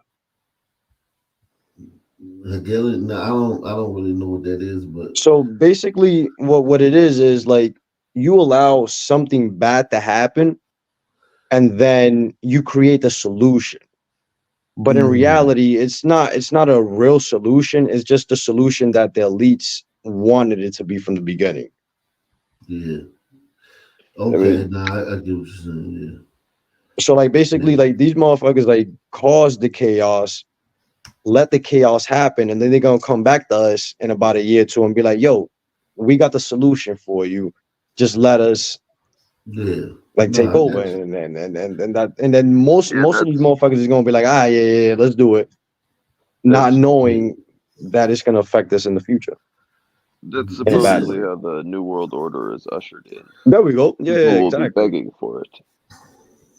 Yeah, this is unacceptable, man. Just going around and killing rideshare drivers, man. What the fuck is going on? Well, police spent about 5 hours out here conducting interviews and collecting evidence. It was earlier today when this Costco was filled with customers that the shooting happened right in front of the store. It happened just before 11 a.m. You see nothing except police cars. That's it. Police took over a Costco parking lot that became a crime scene. I saw everything blocked off and flashing lights. And I asked one of the attendants up there, and he said he couldn't tell me what was happening. For most shoppers showing up, there was confusion. I don't know what happened. But not for Joe Darris. It's just very sad. She was here right after it happened, right after a woman was confronted by a man in the parking lot. She kind of pulled back and they shot her. He took off and police rushed in to help, but the woman did not survive.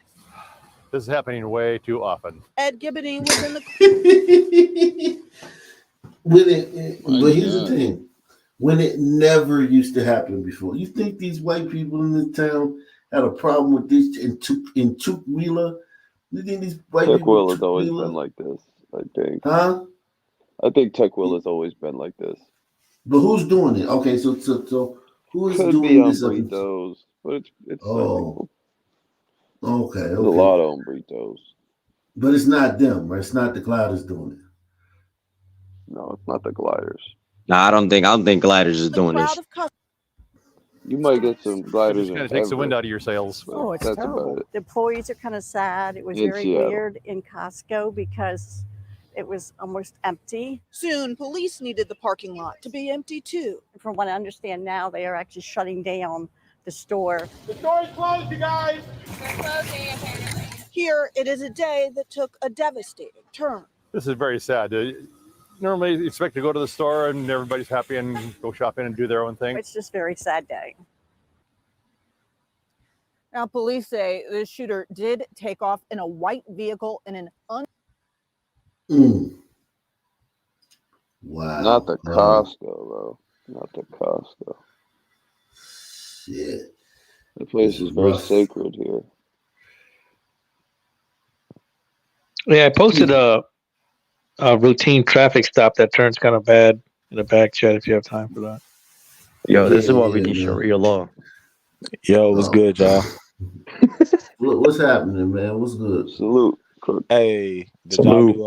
y'all do the teens dead in the downtown? Yeah, we did that. Yeah, a long Ah, time ago. shit.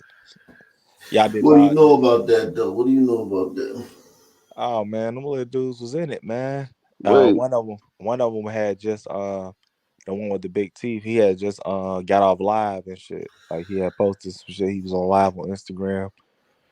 They just recently did one of those blogs that in the trenches TV or some shit, whatever. Yeah. Hey, And they real was quick. all yeah. I don't mean to cut you off, but look at there's on the sidebar. There's a real pretty girl. It looks like she got shot. I think that's happened in Seattle. I'd like to see that. Nah. Are you talking about from in that situation? No, the recommended videos. Oh, okay. This is Philly. This is old, man. It said King 5. It was a blonde girl in a car. Oh, go ahead though. Go ahead though. Quick, what happened though? Yeah, nah. I mean, they were they was in it. They was in this shit. Both of those guys, BKN, Jungle, whatever gang, some shit close to the west side, and they had just had a blog or whatever, and they was followed. They was both, you know what I'm saying, on there talking crazy about the ops and all this other shit. So they was two guys that were in the blog. Yeah, they were two guys that was in the vlog. So this shit was like a targeted hit. Basically, those kids was in this school. So the school is funny, right? They put that school downtown, and it's basically like a charter / alternative because they didn't want them in the community. They wanted them to see nice things, so they put them in the middle of fucking downtown, the business district. Right. Which doesn't do anything. Which doesn't do anything, and they options come over there now. So yeah, so it's like around everybody that's working on fucking on stocks and all the other shit, they down there. Business people is down there, and then next thing you know, a car pulls up, two Sunteens jump out with rifles and handguns and blow their fucking brains out. Whoa, that's fucking nuts. I mean, that's typical hood shit, bro. Like, all they know how to do is like to polish a turd. They don't know how to fix a situation. Like in the Bronx, what they doing is like they're constructing a whole bunch of fucking like high rises and shit that look nice, but that they're housing the same fucking people that were living in these shitty projects. You got what I'm saying? Like they're causing the same crime, just living in better places. Like it doesn't work. That's what their idea was. That's what their idea was with this school. It was like instead of putting an alternative school in the hood, in the neighborhood, let's let them see something nice type shit. So they downtown underneath the tracks. It's beautiful. Okay. It's a whole bunch of people working.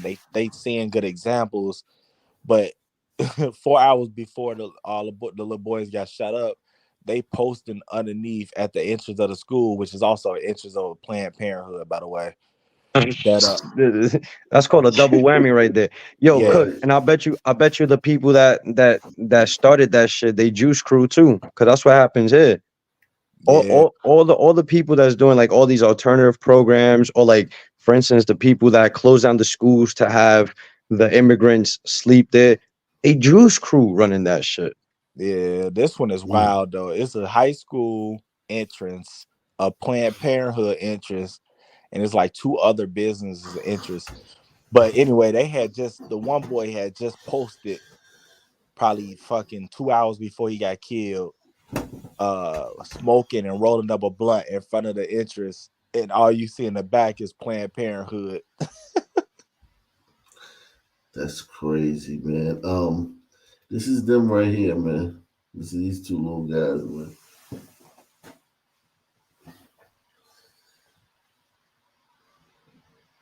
Dead. They look like scholars to me. Yeah. When I was sad too, they died in front of all their friends, and nobody even attempted to put pressure on a rule. Nobody attempted to tie a tourniquet. Listen, even I'll tell you this too. Their school was not let out yet, so they died around 12 something.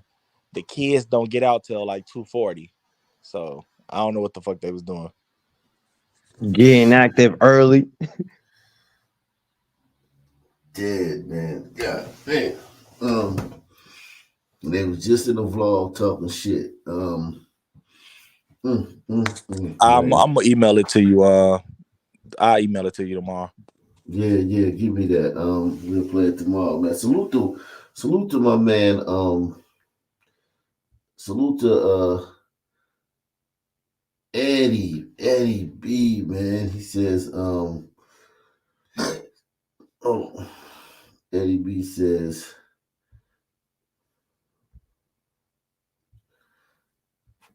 hold